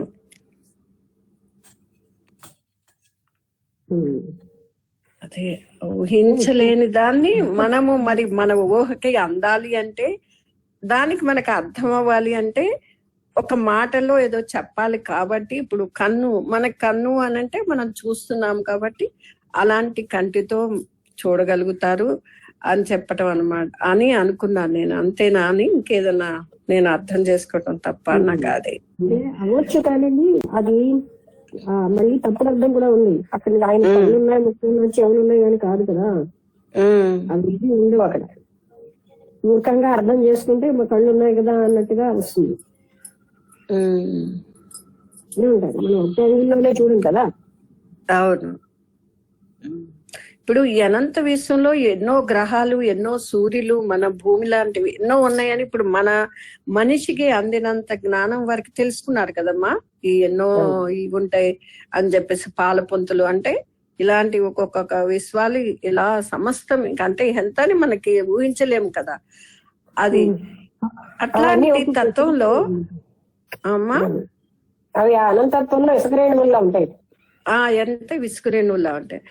అలా ఉన్నప్పుడు ఇప్పుడు అంతే కదా, అది అచల అని ఇప్పుడు ఇంతకుముందు అని అన్నాము. అదంతా ఒక ఎంతవరకు మనం ఊహించలేని దాన్ని అది స్థిరంగా ఉన్నట్టే కదమ్మా.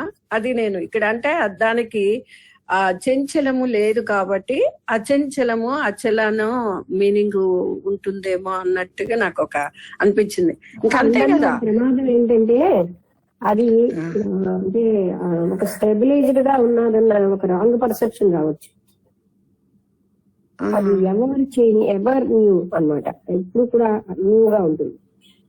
అచలా అంటే అక్కడ మళ్ళీ రాంగ్ మీనింగ్ ఏంటంటే అది ఎప్పుడు ఓల్డ్ అయిపోయిందని. అది ఎప్పుడు న్యూవే.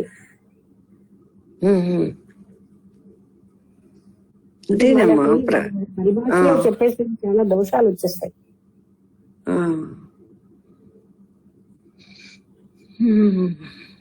దానికే మన వాళ్ళు ఎందుకు అంటే నాకు ఇప్పుడు నాకు అర్థమైందా అని అంటే ఏదో ఊహకి అట్లా అనిపిస్తుంది. ఇప్పుడు ఇక్కడ మొత్తం విశ్వం అంతా అన్ని చోట్ల ప్రతి అణువులో ఆయన ఉన్నప్పుడు అంతే కదా, అది చలనం లేనట్టే కదా. ఇప్పుడు ప్రతి అణువు పరమాణువు ఇక మనం అందుకోలేనంత దాంట్లో కూడా అమ్మా ఏ డిస్క్రిప్షన్ రైట్ కాదు అక్కడ. అదేలే కరెక్ట్ అమ్మా. ఎందుకంటే మనం ఊహించలేని తత్వాన్ని మనం ఎంతవరకు అందుకోగలుగుతాము అనేది అదే. ఇప్పుడు ఏంటంటారు, ఇప్పుడు సముద్రంలో నీళ్లు ఉన్నాయి, ఆ సముద్రంలో నీటి మనకి అవసరం ఒక నీటి బొట్టు కంటే కూడా మనం ఇంకా తక్కువ వాళ్ళం కదా. అలాంటిదే మనం సముద్రం అంతా మనం పట్టుకోలేం కదా. అట్లా నేను అనేది కొంతవరకే మన లిమిట్ ఎంత వరకు ఉందో ప్రమాదం ఏంటంటే ఇప్పుడు ఎలా అయితే మనిషిలా ఉన్నాడని కండిషన్ అయిపోయింది కదా మైండ్. మనం పట్టుకోలేనంత మాత్రంలో దాన్ని ఏమైనా నిరూపణ చేయకూడదు కదా, వికృతం చేయకూడదు. అదే మనం పట్టుకునే స్థితికి ఎదగాలి. మనకి మన కాన్షియస్నెస్ ని ఉన్నత స్థాయికి తీసుకెళ్ళాలి, దాని కిందకి తేవడం కాదు. అవును, కరెక్ట్ కరెక్ట్ అమ్మా. అంటే ఈ సాధన చెప్పి శుద్ధ మనస్సు అంటే ఆ స్థాయికి ఇస్తున్నాం మనం. ఆ స్థాయిలోకి వెళ్ళాలని, అందుకని దాన్ని మనము చాలా ఇదే ఈ ఉపమానాలు వీటితో దాన్ని కుదించి ఇట్లా అని ఒక దాన్ని చేసుకోవటం పద్ధతి కాదు అని నాకు కూడా అనిపించిందమ్మా. అదే మనం ఎదగాలి ఆ స్థితికి. అంటే ఇటువంటి మైండ్ తో దాన్ని పట్టుకోవడం అనే బదులు ఆ ఎటువంటి పరికరం అక్కడ అవసరమో అది మనం సంపాదించుకోవాలి. అది అదే ఆ తత్వాన్ని దర్శించాలి అంటే ఇంకెంత మనం అతీతంగా వెళ్ళాలి అన్నది దీని ద్వారా మనం తెలుసుకోవచ్చు అనిపించింది. దానికి ఉపాయాలు చెప్పారు కదా, ఇంద్రియాలు మనస్సు అన్నిటిని పెట్టుకుని ఆ స్టేజ్కి వెళ్ళమని ఇవన్నీ చెప్తున్నారు కదా మళ్ళీ ఆ స్టేజ్ ఎదగడానికి. అవును అవును కరెక్ట్. బాగుందమ్మా, చాలా బాగుంది. ఇంకా ఇంకా అసలు మన ఇంకేముంటుందబ్బా ఇది తెలుసుకున్న తర్వాత అని అనిపించింది. తెలుసుకుంటే ఏమీ తెలుసుకోక్కర్లేదు, ఆ జ్ఞానాన్ని అడుగుతాను. అదే అదే ఇప్పుడు మనకు అన్ని అనంత తత్వం, ఇంక దాన్ని మనము ఊహించలేము అని చూడలేము, ఇన్ని తెలుసుకుంటున్నాం. ఇంకా దాని గురించి ఎక్స్ప్లెయిన్ చేయటం అనేది నిజంగా ఉపనిషత్తుల్లో ఎంత బాగుందమ్మా. ఓహో ఈ కోణంలో కూడా దీన్ని చెప్పొచ్చా అని భలే ఉందమ్మా. అసలు ప్రతిరోజు ఒక్కొక్కటి ఎప్పటికప్పుడు కొత్తగా ఉంది. అలాంటి అదే నాకు కూడా ఏదో అది వచ్చినట్టుంది అవార్డు, ఎవరు నెవర్ అనేదో వచ్చింది అక్కడ. అదే చాలా న్యూగా ఉంటుందమ్మా, ఎప్పటికప్పుడు చాలా అనుభూతి అనేది వింటూ ఉంటే ఇంకా ఇంకా దీని గురించి మనం ఇంకా ఎంత అది ఎంత తెలుసుకున్న దాన్ని మనం ఎంతవరకు ఆ లైన్ లోకి వెళ్ళగలుగుతాం, అదే ఆచరణలో చేసుకోగలుగుతాం అన్నదే మనం ఆలోచించాల్సింది మన స్థాయికి. అదమ్మా చాలా సంతోషమ్మా, సంతోషం. ధన్యవాదాలమ్మా. మంచిది. ఇంకెవరైనా మాట్లాడతారా?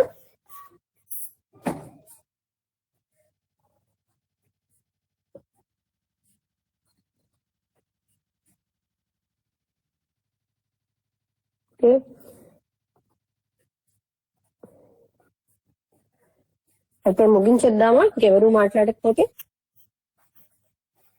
అందరికీ నమస్కారం. ఎవరైనా మాట్లాడతారా?